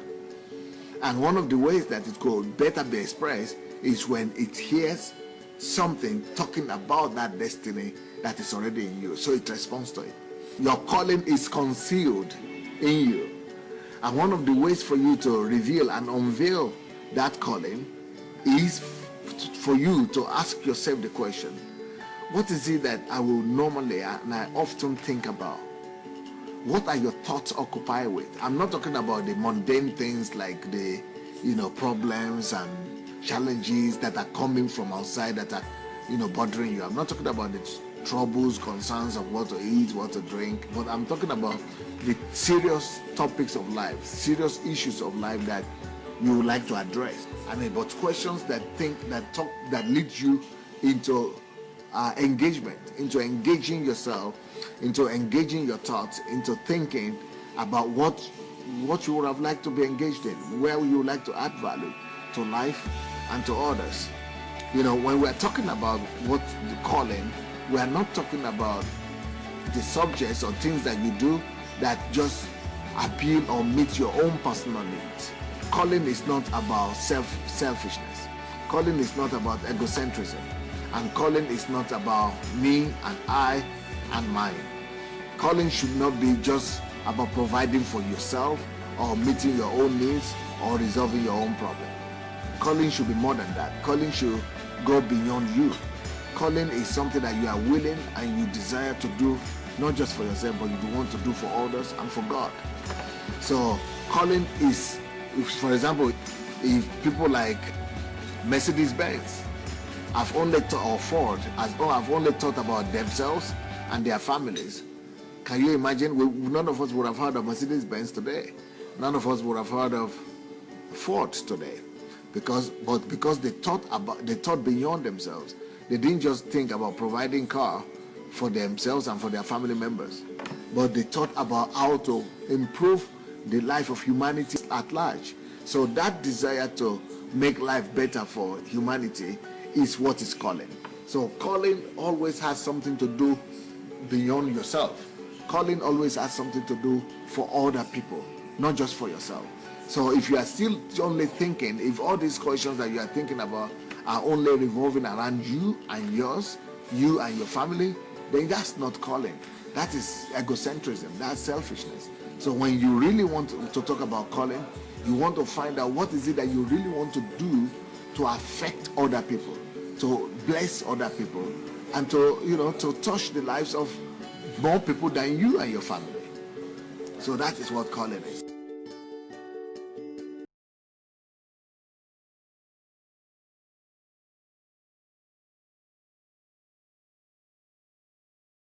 Should I start or should you start? Yeah, you can start. Okay. So as you could tell, for my father, finding someone's personal calling and destiny and personal mission from God that they were put on earth is very important, because it's how he identifies who a person is. Like, I'm the man who created the car that you're riding, or I'm the man who created the internet. Something that only you can do. Maybe you don't do it alone, but if it wasn't for you, it wouldn't exist. This is what you identify yourself by. You don't identify yourself by, I'm a girl, because you're not the only girl out there. My name is Zoe, your name isn't so unique. Everything, all these physical, materialistic stuff, they don't last and it don't matter to the average person. Like my sister said, you have to find out what problem people have, and you have to fix it, and then you will be known, because you're the person who solved that problem. You're the person who changed the world forever, changed it for the better. And God created each of us with a calling and a purpose in mind. We're here for a reason, which is why my father does most of the things that he does and did most of the things that he did, even when he had little resources. Because he believed that was the reason God put him on earth. He would follow God, follow him, because if not him, then nobody, If not you, then who? If not now, then when? So everyone has a calling, and it's very important for us to find it, because it is who we are. And once we find out what it is, we devote the rest of our lives to it. The sooner we know what it is, the sooner we can get there and find our success and be better and better in life. You have something to add? No, you can finish. You were like, are you sure? Okay. So we all have our passions. Looking at our passions can help us find what we want and what God has planned for us. God has created us, right? He created our interests, our favorite color, our passions, obviously. So, and God put that in us for us to be attracted towards it, like a magnet. It's like as my father said in the video, that, maybe you're interested in medicine, but nobody else is. You have the interest because you have a future and a goal and a purpose in medicine. God puts this stuff inside us, puts his desires for us inside us, makes them our desires so that we can go and pursue it. And it'll be fulfilling to ourselves and to God and possibly, hopefully, the entire world. My dad really wants everyone, he doesn't want anyone to waste away, to lose their purpose, to lose their minds in a mindless job, to feel like they don't matter to this world, they don't need it. Anyone could replace their lives or their jobs. Because we are all unique, we are all individual. This is very close to my father's heart. He feels like it's part of what he can do, apart from his main calling, is to unveil and unleash people's potentials and let them know that they can be something more. And in fact, they might have to be something more, because if we let them slip away, then our world will never be the same. It could have been so much better, but it's not. This is just a little bit of what I'm about to say, but I'd like to hand over to my sister for now. So please. Yeah, amen, Zoe. I really agree with that. I think that the fact that helping people and motivating people to find their calling is actually part of our Father's calling. During one of the HMTs, the youth HMTs that happened in 2017 around that time, not the latest one, but the one before that, we read two books. And one of them was Create Your Own Networks, and the other one was Life is an Opportunity. And just as Zoe has said already, from those books you could really tell that our Father does not want, our Father, Pastor Sunday DeLodge, he does not want anyone to live their life having wasted their potential. But by extension, I don't think our Father in heaven desires that either. There's one story from there that I really liked. There was a girl who, there was a place where every day people would walk by the road, and on the road there was this huge lump, like a huge dirty piece of dirt. And it would always stay there, and it was always there, and it was a dry region in Africa, so nobody really knew, so there wasn't like rain to wash it away. Nobody knew why there was this huge slab of caked mud or something by the side of the road. And a girl one day was just playing around with it, and she brought it home. And after washing it off and carrying it around with her, some people noticed that rock that was by the side of the road was actually a diamond.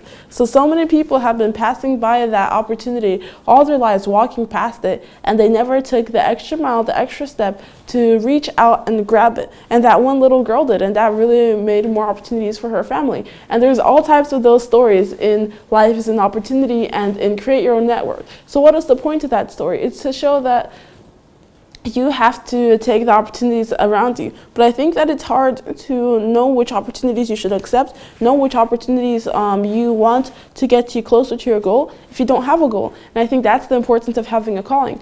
Just look at all the people in the world that just don't know what to live for, who are going through apathy because they just don't know what the point of life is, what there is to live for, why they're even alive, why they were even created, and what their calling is.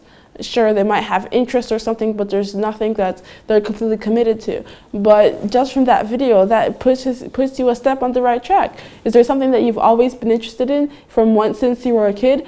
It wasn't something that, you were forced to be interested in. It was something that you would watch TV documentaries about, or watch internet stuff about, read articles about, read books about, even if nobody else asked you to, or even if nobody forced you to. Everybody has something like that. Everybody has some interest that just grips them a bit more, firmly than the usual 1 week obsession, or just a video game or something that is meant to entertain you. Everybody has something that tugs at their heart because we have our calling inside us. And if everybody knew their calling and was motivated to go forward towards it, then I think we would live in a much happier world today. But despite the fact that I say that our world has progressed a lot, since the fall of humankind, since when Adam and Eve first sinned. And I think that is because, like it was mentioned in the video, there are some people like Henry Ford, like the founders of Mercedes-Benz, that thought about more than just daily life, the mundane things, themselves and their family. They actually thought about how else to benefit the world, about how they could take their interests, how they could take how they wanted to change the world, how they could take what was interesting to them and make that into something major, make that into something that nobody could forget ever. And I think that we should all have things like that, right? Yes. Before we let PEREZ speak, we would like to now make sure you don't forget that this is our father's birthday month, and he has a discount for all of his books. So if you want to take advantage of the discount, please go to the email DSA'S books, BOOKS, @gmail.com, gmail.com. Yes. And if you want to, after we're done speaking, to share your opinion, to share your thoughts, to share your revelations on this very program, then please find Move Agents on Facebook Messenger, and when the time is given, just call in and you can be a part of this program as well. PEREZ, what would you like to add? Yep, I just wanted to add upon what my sisters have said about how our Father is not only a physical father for us, but how he's also a spiritual father for so many people. As you can tell, I chose this video just as an example of how our Father is able to motivate, and he's been able to help so many people because of his motivating nature. This video is just a public video on YouTube. That means it's accessible for everyone. It's not something that he just kept hidden for his family or for his very close friends. This is something that he has been preaching, something that he's been spreading for literally as long as he has been a pastor. So this way of motivating people to fulfill their destinies is also layered in the fact that he is motivating people to reach their highest potential. Many people in high positions, they're scared of being overtaken. They're scared of building up someone who will then become greater than him. So, but our Father is not the same. He is not worried about such trivial things, you could say. He is trying to make sure everyone gets to the highest point possible. And that's something that is very impressive. That's something that that type of humility, that type of awareness is not something that you would really see it throughout many people who are of such a high position. So it's something that us kids and literally everyone can really take for themselves, that no matter what position we are, that shouldn't stop us from motivating others in order to achieve their greatest potential. Nothing should be stopping us, no greed, no selfishness should be stopping us from getting to this, from reaching this high level. It's something that I think is not spoken enough about, but it's something that I'm sure that we'll be able to spread, something that we'll be able to continue as we grow up as well. And I'm just glad that we are brought up with such a mentality that just because I am doing well doesn't mean no one else has to be doing well either. So our Father has really helped motivate so many people to really get the best version of themselves. So that's something that's really rare. Thank you, PEREZ. I think that's all we have to say for that topic. We'll have more, but we have more things to talk about as well. So let's please move on to our next point. On the next slide. Great. Now, our Father has humility in fathering, as he understands God is the most important thing in our lives. This obviously goes off of our previous points that God is the most important. Now let's watch the video that accompanies this point.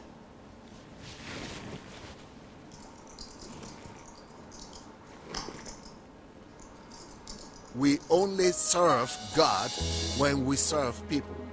There is no service to God without service to man. There is no service to God without serving man. That is very important. Now, can you imagine what our own idea of service is? Most of us believe that we serve God only when we go to the mass, if you are a Catholic, or when you go to the service, when you go to church, if you are a Protestant. We go to church every Sunday to serve God. Well, I'm not sure about that.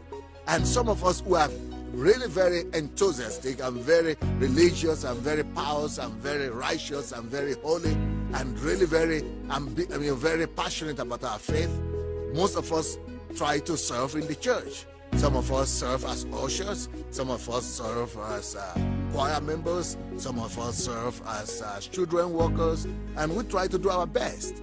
But really, the best kind of service that God will accept from every one of us is when we serve people.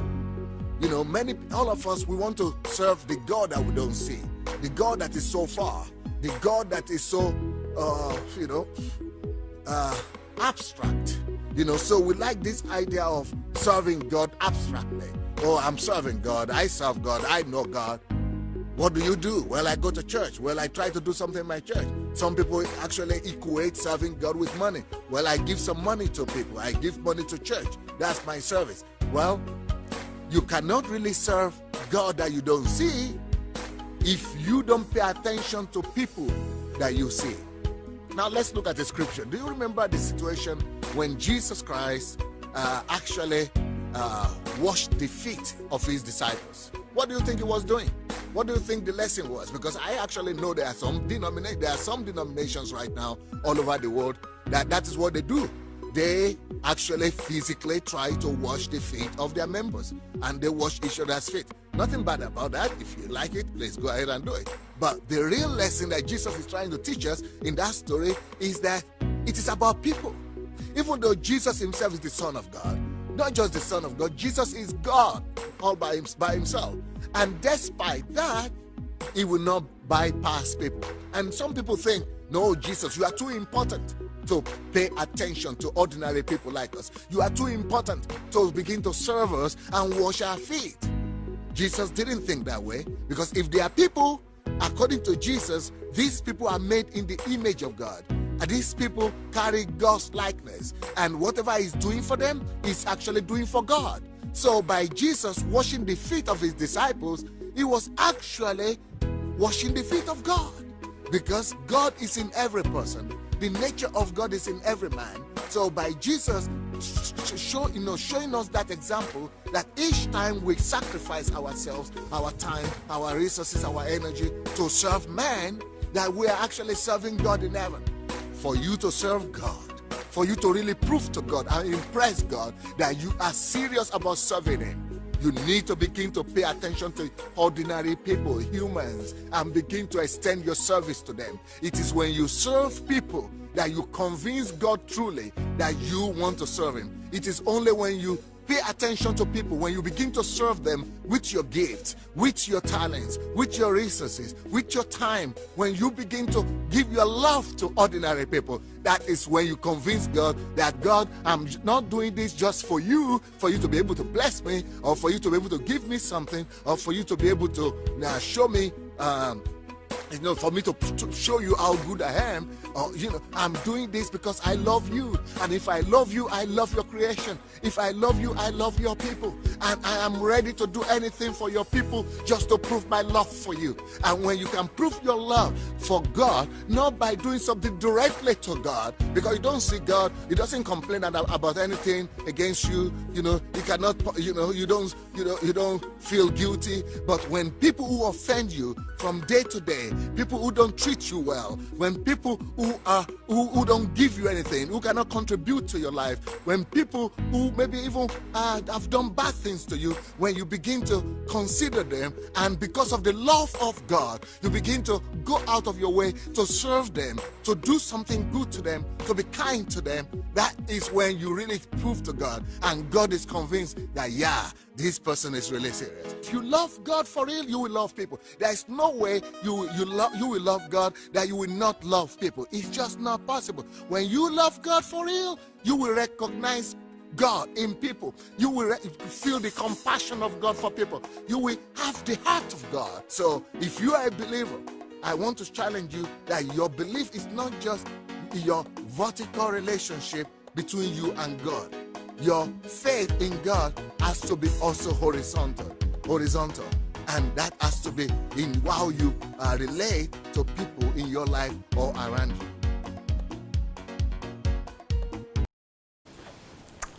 you. Yes.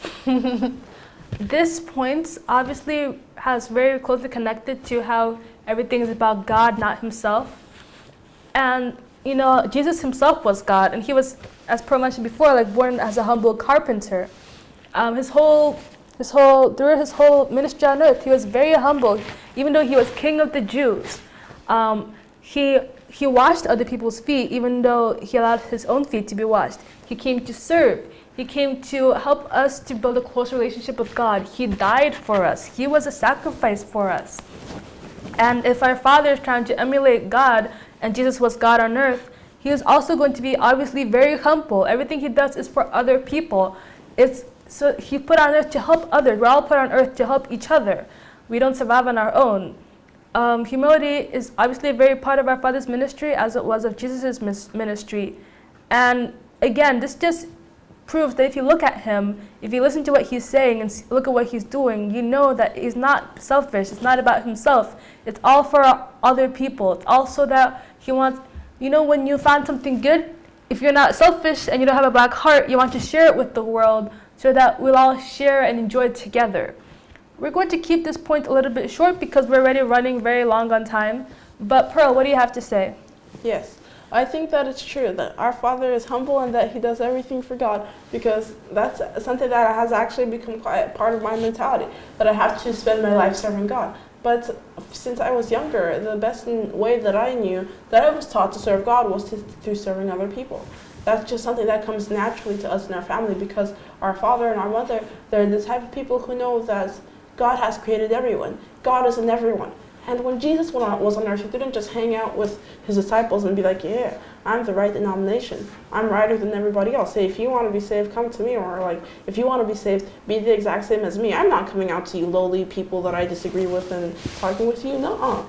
He was actually the exact opposite. He went to the Pharisees, he went to the Samaritans, he hanged out with poor people, with prostitutes, with sinners, with tax collectors. These were all despised groups back then. Just think about the people that you hate the most right now. I bet you still don't like tax collectors now. And Jesus was specifically making these people their friends, their disciples.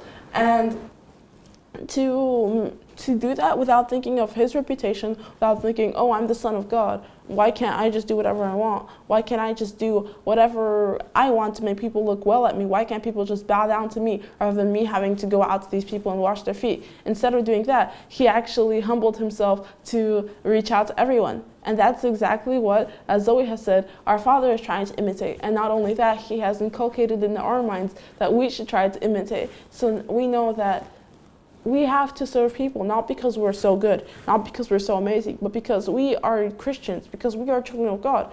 And since we are followers of Christ, there's nothing else we can do except to serve God. And there's no way that God would want us. There's very few people in the Bible who have served God without serving any other people. So I think that's exactly the purpose that God has for each of us, in our own different ways, with our own different calling, to serve the people that he has created. Yes, Pearl, I agree. PEREZ, is there anything more that you would like to add? Yes, I'll just quickly add about how important humility in serving people is, both as a father and as a human. And I'm just thankful that we have been able to grow up in such a way that we understand that we can never be too big to serve anyone, too big to do anything like that. And Dad always said when we were growing up that you can never live your life in a way that you think nobody can teach you something. And he always makes it known that it doesn't matter what position the person is in, whether he's a janitor, CEO, that they both deserve our respect and they both can teach us something. That's something that I think will make you stand out if you actually apply this into your life. Thank you, PEREZ. Thank you so much, PEREZ. We definitely agree. So, as we have said before, this month is our Father's birthday month. There's a book promo. You can find out how to get some discounted books if you email DSA'sbooks@gmail.com. That's DSA'sbooks@gmail.com. Yes. Please email that to get your discounted books. Only this month of May. Yes. Okay, we have come to, as far as we could, to this presentation, and now is the time for you to call in and ask any questions or give any comments that you might have. To do that, please go on Facebook Messenger and look for Move Agents. That is MOVEAGENTS. Find them on Messenger and call in. Yes, please call in.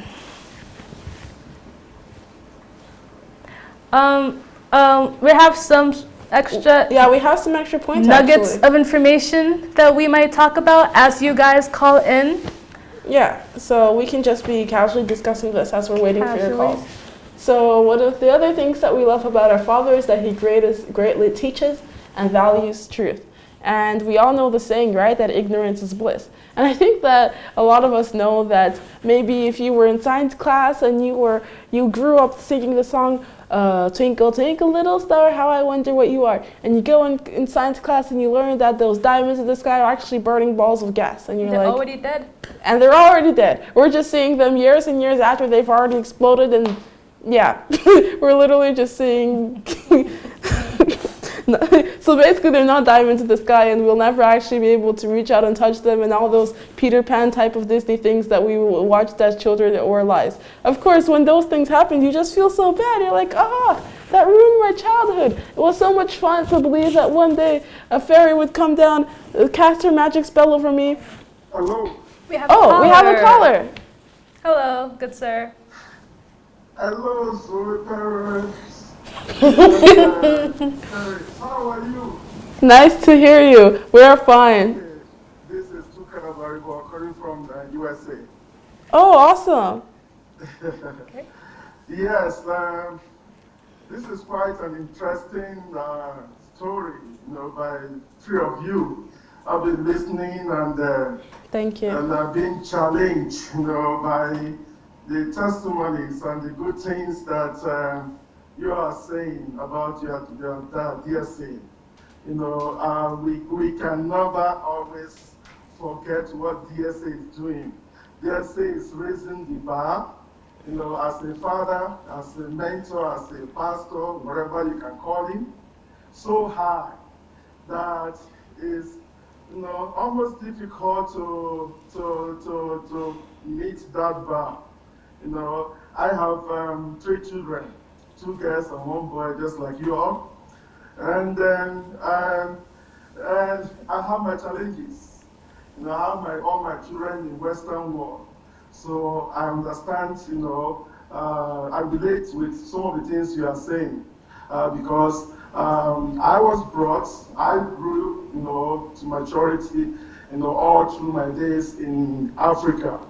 And coming here and having children that that grew up in this Western world, things are different. Their mentality, their way of doing things. So I saw that I had to learn from my kids, and my kids had to learn from me. So it has always been a challenge, trying to understand each other. So I want to ask a question. I want to ask this question because I want to learn from you and the 3 of you. How we or people like us who are still strong in our African mentality and culture, how we can better be a good parent like DSA, to our kids and to our children, especially those of them that are in the Western world. So I want to ask that, yes, in course of DSA relating with you, there may have been some time that you all felt that DSA is harsh, DSA is not understanding. Has there been times like that? Because I have many times like that, so I also want to understand. And secondly, like I said, how what advice can you give to parents like us on how to relate with children like you? Taking in reference the cultural differences. DSA had an advantage because he left early, and he was able to adapt and transform. Some of us, we came here late when we are in our 20s, 30s, and we are still struggling with the changes and some of the things that we see, how to relate with our children. So, in your view, how can we, better navigate through these challenges of these cultural differences and then still be a better father? I don't know if you get my questions. I understand them. Do you understand them? Yes. PEREZ, do you understand the questions? Yes, okay. So, I would like to start and to say that one very important thing you could do with your children is to discuss try having an open mind. You obviously have your opinions and they have theirs, but just because they don't align perfectly doesn't mean that one of the other is inherently wrong. Because every side has their positive reasons and their negative disadvantages. So what you can do is come to a compromise, but there are obviously some things that you have to be harsh on and strict on. So my biggest advice for you and your children would be to have an open discussion, to call them in and let them present their points, what they want different, what they want change, and let them present like why. And since you're older, you're wiser, you're their parents, you will have like a much wider range of understanding and foresight than they do, and you will have whatever advice you have to them will be wise and because you have good interest for them. But times are changing, obviously, so you have to be open to maybe some things being done differently, because even if you impose your doctrines on them, they still have to understand why. If they don't understand why, they won't believe it won't become a part of them, and they won't pass it on to their own children. So why are you raising them the way that you are? Why are you doing things the way that they are? You can't just be doing it because it's just the way that I was raised, because as we know, our father was raised without a father, and he doesn't use as a reason why he raises us the way that he raises us.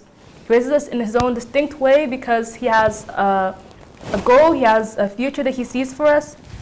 So my advice for you and your children would be to discuss. There's some things you can't compromise on, some things that are important, and you are the authority figure. God has entrusted these children unto you, and he trusts you to know what's best. But there should be room for compromise. They should know that you care and you have the best intentions for heart, even if they don't understand. That would be my main advice. Pearl, do you have anything? Yes, I definitely agree with what my sister Zoe has said, because when we approach any situation, we come there with a bias. We think, look, this is what I did, this is how they reacted. I did this, I was perfectly reasonable, and they are acting like this. They're having these tantrums, there's emotional reactions, and often you just want to go to that person and say, hey, stop acting like this, I didn't do anything wrong, this and this and this.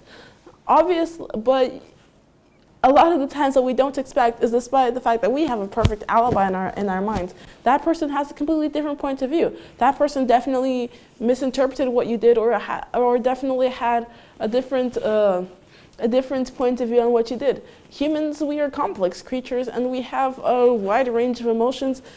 We can say the same thing, the same exact phrase in different tones, in a different context, in a different situation, and it will mean wildly different things. So I'm just saying that even though sometimes it might feel like your children are being logical, like they're just being spoiled, or that they're being bratty, that they're throwing tantrums, you have to be ready to, like Zoe said, to listen to them with an open mind. Don't come to them and be demanding. Don't come to them and say, why are you always like this? Why are you doing this? What's wrong with you? What's this?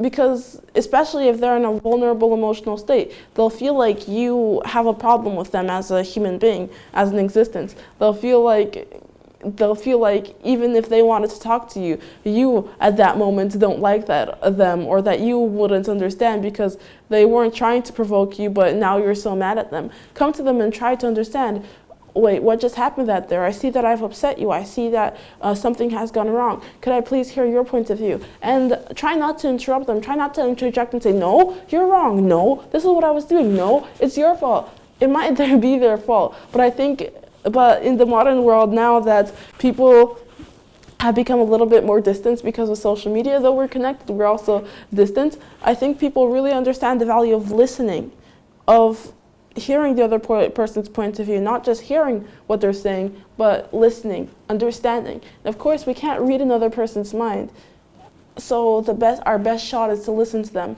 and to have empathy for them. As Zoe said, just try to show them your point of view. You have a different upbringing from them. Like, I will never completely be able to understand what my parents went through because I grew up in a life of comfort. So don't try to make them feel guilty or make them feel like they're worse than you because they grew up with more comfort than you did. But just make sure that they understand that they have their point of view, and you have yours, and you have a legitimate reason for having your point of view. Like Zoe said, have an open discourse and be sure to give them the benefit of the doubt. Don't just come there as an accuser. Come there as someone who understands them. Come there as a friend. Come there as someone who wants to understand them better. Just like when we come to Jesus and we ask him to forgive our sins, he doesn't accuse us at first. He accepts us with an open heart at first. And then as we grow in our Christian walk of life, he starts changing us. He starts disciplining us. He starts changing our hearts from hearts of stone to hearts of flesh. Yes. To recap some of what my sister said, the main points what I got was like to try to understand your children, understand where they're coming from, put yourselves in their shoes, see their points of view. And also, if you're like admonishing them or scolding them or something, make sure that they know, directly or indirectly, make sure that they know that you are not condoning their behavior, but you still accept and love them as people. So separate their actions from themselves. Like, I don't like what you did, but doesn't mean that I don't like you. Sometimes children might get that confused. PEREZ, is there anything that you would like to add? Yes, the way you guys showed it, it was very good. You guys really explained the differences between Nigerian culture, for example, and the Western world culture. I think I'd also like to add, as we mentioned earlier, about spending time with your children. When you spend time with them, you're able to know what they like, you're able to know their habits, and it feels like there is a bit of a disconnect between, in the relationship sense, between Nigerian, or let's say African kids and African parents compared to Westerners. So there's also, you have to, I guess from the African standpoint, you need to be very strict, but in the Western aspect, you're able to be strict, but you're also able to be a loving parent at the same time. I think there's a bit of a, Africans lean towards the strict direction a bit more sometimes. So I would suggest for them to try to make sure that the relationship keeps on cultivating, even though the discipline has to be there. That, like Zoe recommended, that every time you punish them, you let them know why you're punishing, that it's wrong, and that you still do care for them, and to come from a point of understanding, not from a point of accusation, not to just start shouting and then asking questions later. And I think our parents also struggled with that a bit at first, trying to find the divide between discipline and loving, but I think they were able to find it pretty well. Always telling us why they were punishing us, telling us that they didn't want to do it, but they had to.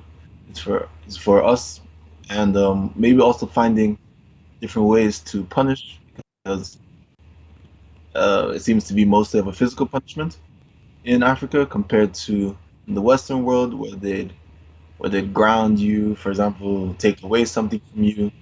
So it's also to give some different types of punishments as well.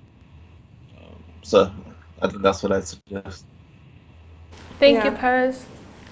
Is there anything else you want to add? Yep. Like my siblings have said, try to understand your kids and make sure to spend time with them. I think that the less time you spend with your parents, your children, especially if there's some type of misunderstandings between you, or maybe some type of a recent fight that has gone on, the more time they have time to build grudges in their hearts, and the more time that anger has to fester into some ridiculous ideas, or into some ideas of you that are actually a corruption of the way you really are, or what you really intended to do. I think that sometime you should just take some time to sit down and do something that your kid likes. Go out to some place that they're interested in, take them to a movie that they like that isn't like inappropriate or something. Just try to see, that's even a better way to see things from their point of view. Of course, like, you have your priorities in life, you have your responsibilities in life, and you don't have to always do extravagant things. Just being with your kid, just talking with them, just being interested in them, and actually hearing them out, and not just always having one-sided conversations. That's really important to any child. But just make sure that they know that you care.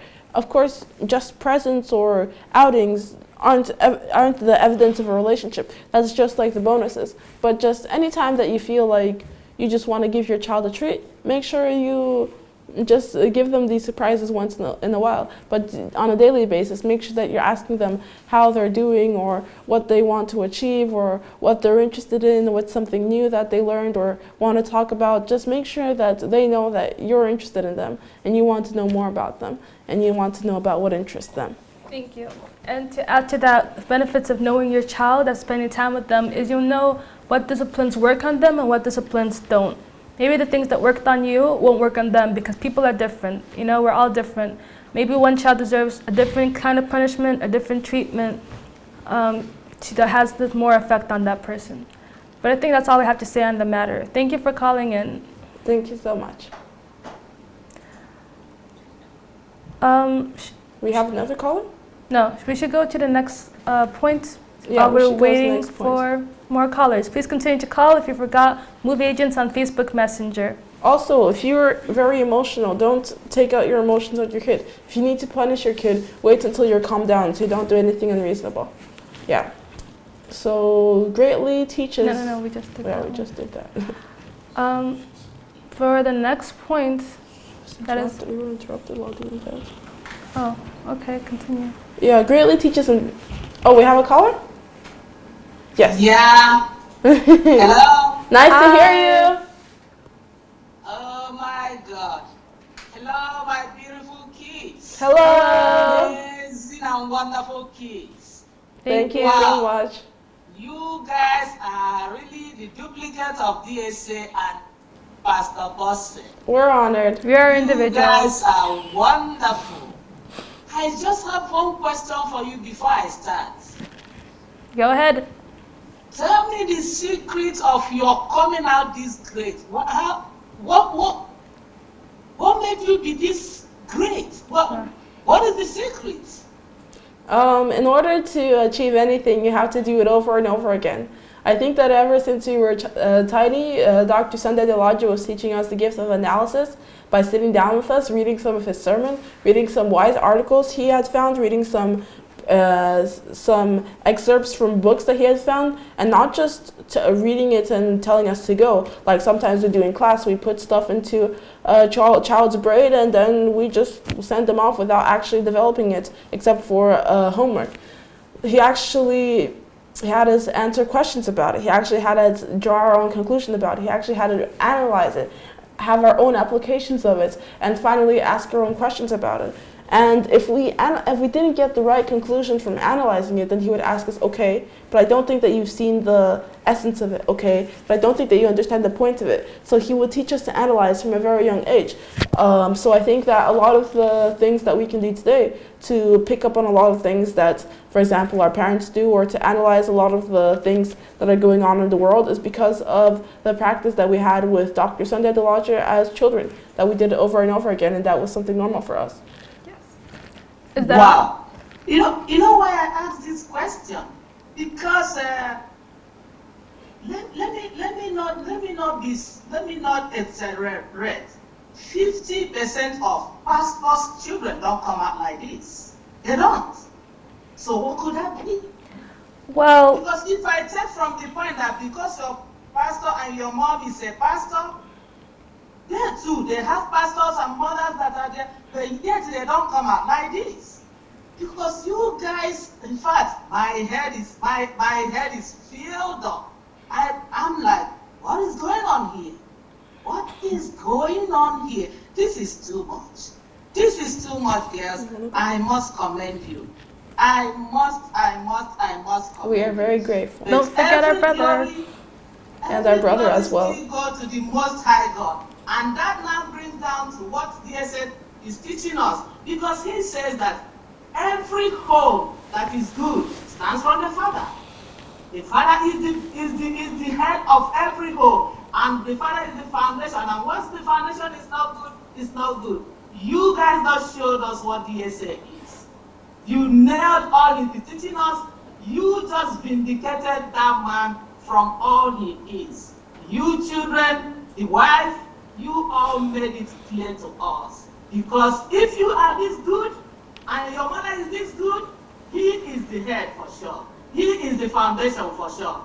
Every glory to God. I must commend you guys. I'm filled with goose pimple. All glory to God. Thank you so much, sweethearts. I remain Mewu Chinwe, the Esther of Igbo land. Blessings. Thank you very much for calling in. Thank We you for your appreciate kind these words. comments. Thank So, you so much. yes, our brother exists as well. So, as we wait for any future callers on Move Agents on Facebook Messenger, I think we've talked about all of our points, but No, we still have some points. Should we continue talking about truth? okay, I have a story about truth. One time when I was like 4 years old, I was in trouble with my mom, but not now because we have a caller. Please come in. Zoe and PEREZ. Yes. I won't say much because the previous caller before me said something. My name is Innocent Baidi. I'm calling from France. Welcome. He said he asked you guys the question I wanted to ask. So what I would do, I'll just go straight and leave some compliment and then some personal question I would like to ask you. You both are really, really impressive this evening. The last woman that just called now, you can see her blowing every person's mind. Zoe, you have a very charming sense of humor. I've seen the way you handle this evening, the entire show. And what you just said to this woman, you were saying, don't forget our brother. That was I just couldn't hold back. I just have to smile. I said, look, she's saying don't forget our brother. Here is somebody giving you a compliment, but you seem to be not completely impressed by it because to you it's something normal because it's a lifestyle you live. You need to understand that the way you are is completely abnormal. That for people outside, especially for Africans, we're not used to seeing children, adults at your age being so expressive about their ideas, and you this evening you just display a level of expertise that people have to go to university to get a certificate for journalism to be able to. The way you coordinated it this evening, Zoe, you handled it by asking Pearl what she has to say and asking PEREZ what he has to say too. And PEREZ seems to be a very calm person. He is very attentive. I don't think. Do you guys fight sometimes? Do you guys have disagreement between you three? Yes. We are children after all. We are individuals that are we are different individuals, and of course, living together, rubbing elbows with each other, we have had our disagreements and our different petty fights, our like grudges or arguments, because that's a part of life. We can't just have. So how do you solve? How do you fix it when there is that disagreement? Well, I mean, we even had a lot of physical conflicts, but we all know that we love each other. We're so grateful we're not one of those siblings who kill one another. No, we love one another. We were raised in a family, that prioritized family a lot, as we know from all we've said about our father. And our mom spent a lot of time at home when our father wasn't around to take care of us. You know what parents do, right? When the siblings fight, they're like, make up right now. Or like, pick up your brother's work even though it wasn't my fault. Mm-hmm. It wasn't my fault, but I still have to take care of it. It's not fair, but that's the way it is. Siblings, you live with them, you have to learn how to deal with them.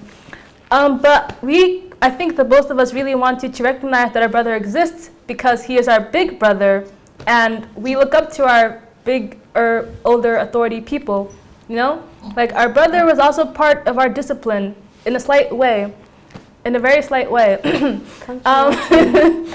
And when we've had arguments or disagreements about something our parents said, the three of us would talk about it, and we would come to him to complain to him, and he would listen, and he would be the authority figure that was on our side because he's not a parent.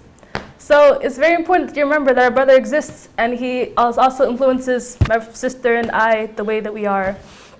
But every time I upset my brother, which is a lot of times, he just wouldn't talk to me for like the rest of the day, and the next day I'd be fine. Because he'd know that, and I'd know that he wouldn't stay mad at me for too long. But you keep that love in your heart and don't turn into the siblings that kill the heir to the throne to become king. Yeah. Please. Yeah, I agree. I definitely agree. You Paris? trying to say something, bro? Yep. You said it really well Okay, about that's how we are so. children, The how we question I are. want to ask. It's inevitable for us to have our, Hey, are you with me? Can you hear you me? say, our Okay, battles. it's Paris. But I think just like normal children, we're able to sort them out. There's nothing that happened that's made us hate each other forever. It's just siblings being siblings and figuring out to stick up for each other when needed, and other times not being on the same side. And me being the only boy and the eldest, I had to, you could say, grow up faster. Had to be able to sort out issues between Zoe and Pearl if they had any. And since I was the oldest, I had to play sometimes the role of the adult. Didn't always have the chance to play the role of the child. So I think we all, even though we have had our disagreements, that never stopped us from being a great pair, a great group of siblings. And with your question. No, that I was listening to it. Yeah, yeah. So okay. Well, the question is a bit personal. I want each of you to be able to say something, at least try to describe Dr. Sonia Adelaja as a father to you in 2 words, and try to describe Pastor Jose in 2 words. Let's say like Pearl, you give us 2 words. What do you give us 2 words to describe? Let's say, and Okay. another 2 words to describe. What did you because if you reveal an insight of what you think about them, what I need to describe their personality that you think that can best describe them. I'm waiting to hear what Paris will say to you. So for my dad, it would be like strong and loyal, I guess. And then for my mom, it would be present and like persistent because she is always there for us, but she also doesn't give up on her goals for us. And as for our father, he's also very loyal to the family. He knows exactly what he wants to teach us, and he's also very strong. So like he doesn't like spoil us too much. He also doesn't like scold us too much. He knows exactly what I think we need. Zoe. For my father, it would be passionate and ambitious because he's always coming up with new projects, and he's pretty passionate about everything that he does because it's all about God and it's all in relation with his calling. For my mother, it would be caring and persistent because, as mentioned before, when her father wasn't around, she was always around, and she had to put up with us all the time. And we were always good, you know? We were formed into good people, but we weren't always good. For sure. A lot of the time, we're not good. So she's very persistent and caring enough to stick with us throughout our not good phases. PEREZ. For my dad, I think I'd say firm and affirmative.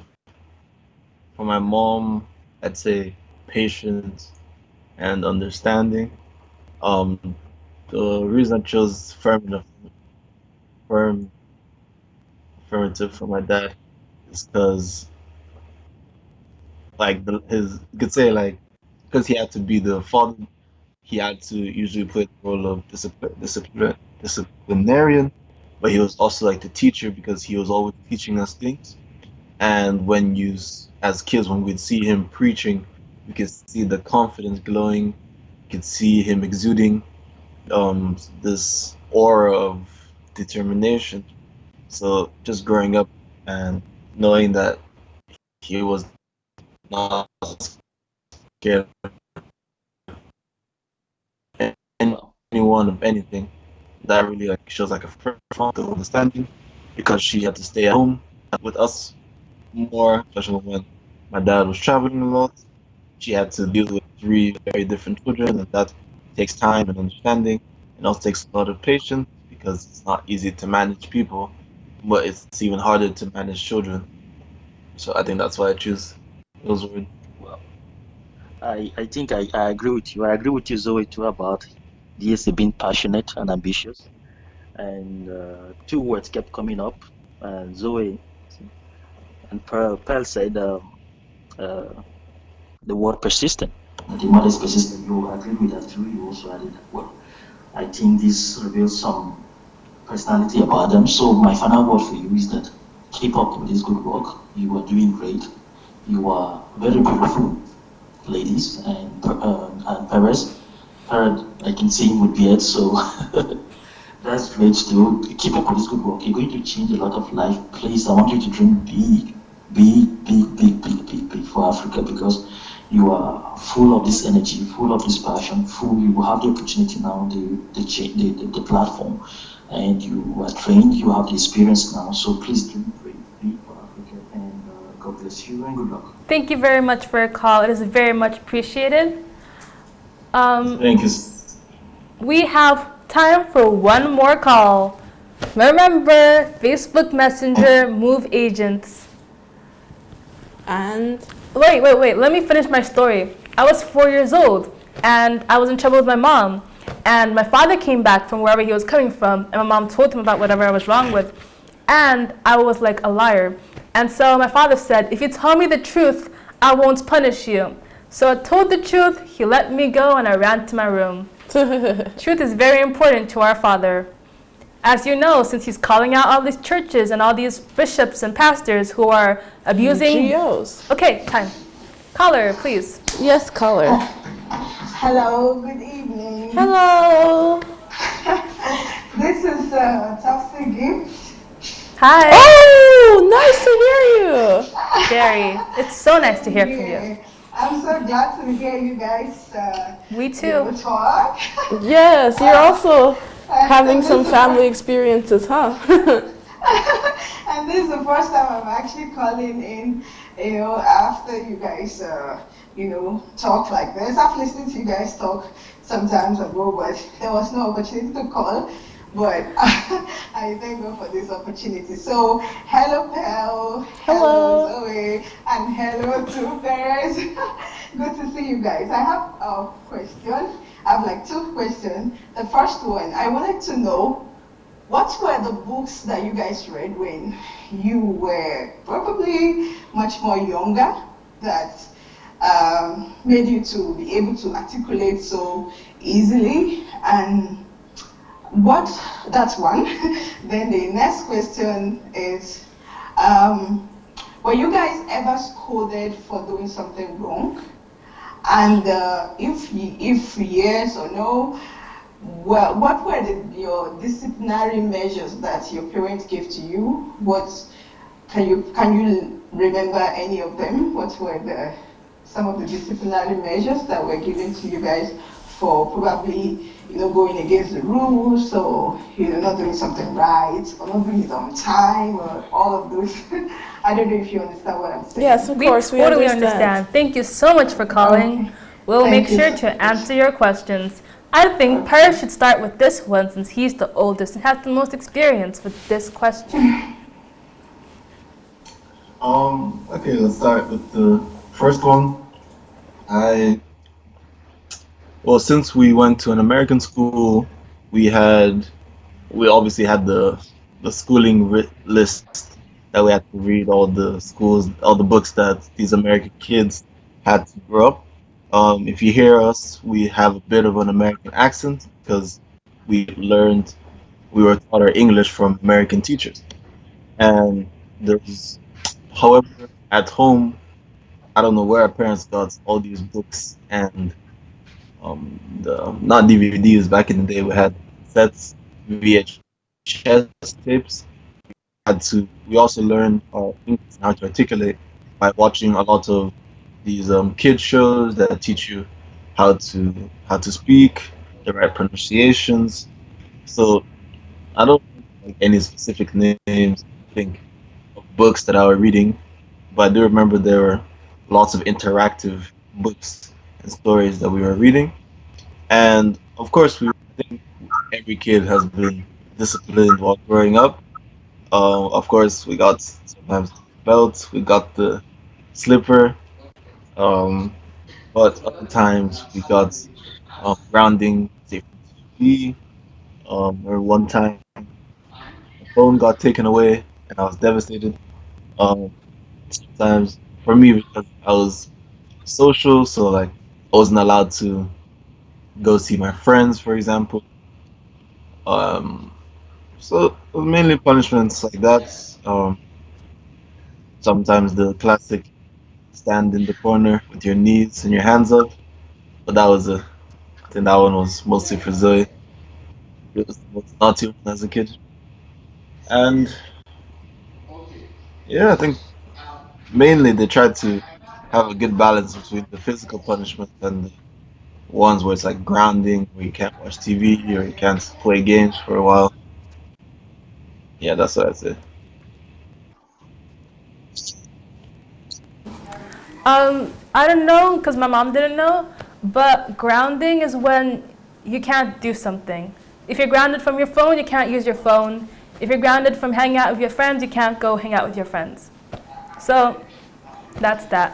When I was a young child, I would focus more on how words would make me feel.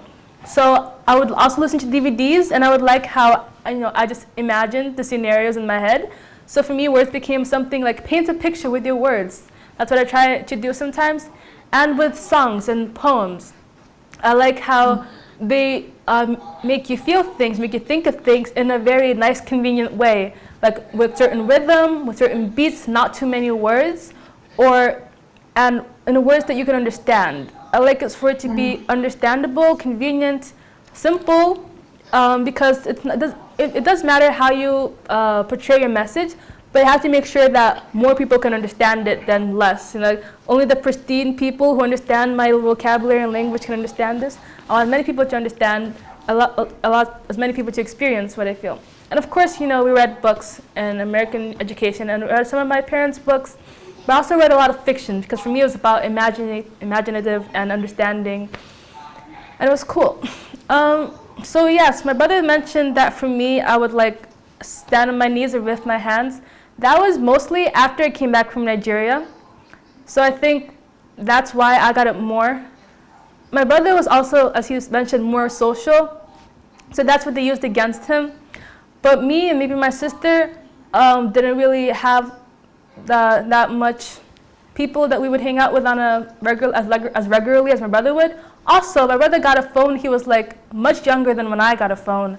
So he got banned from his phone.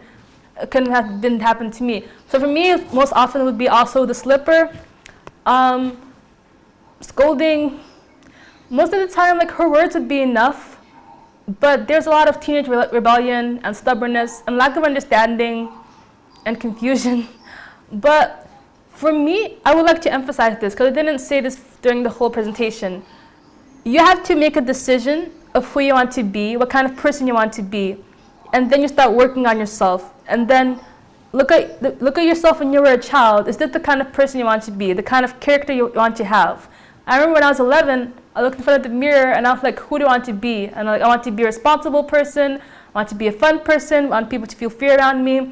And after that, I started working on myself. I wanted to be more responsible. I didn't want people to have more trouble or problems because of me.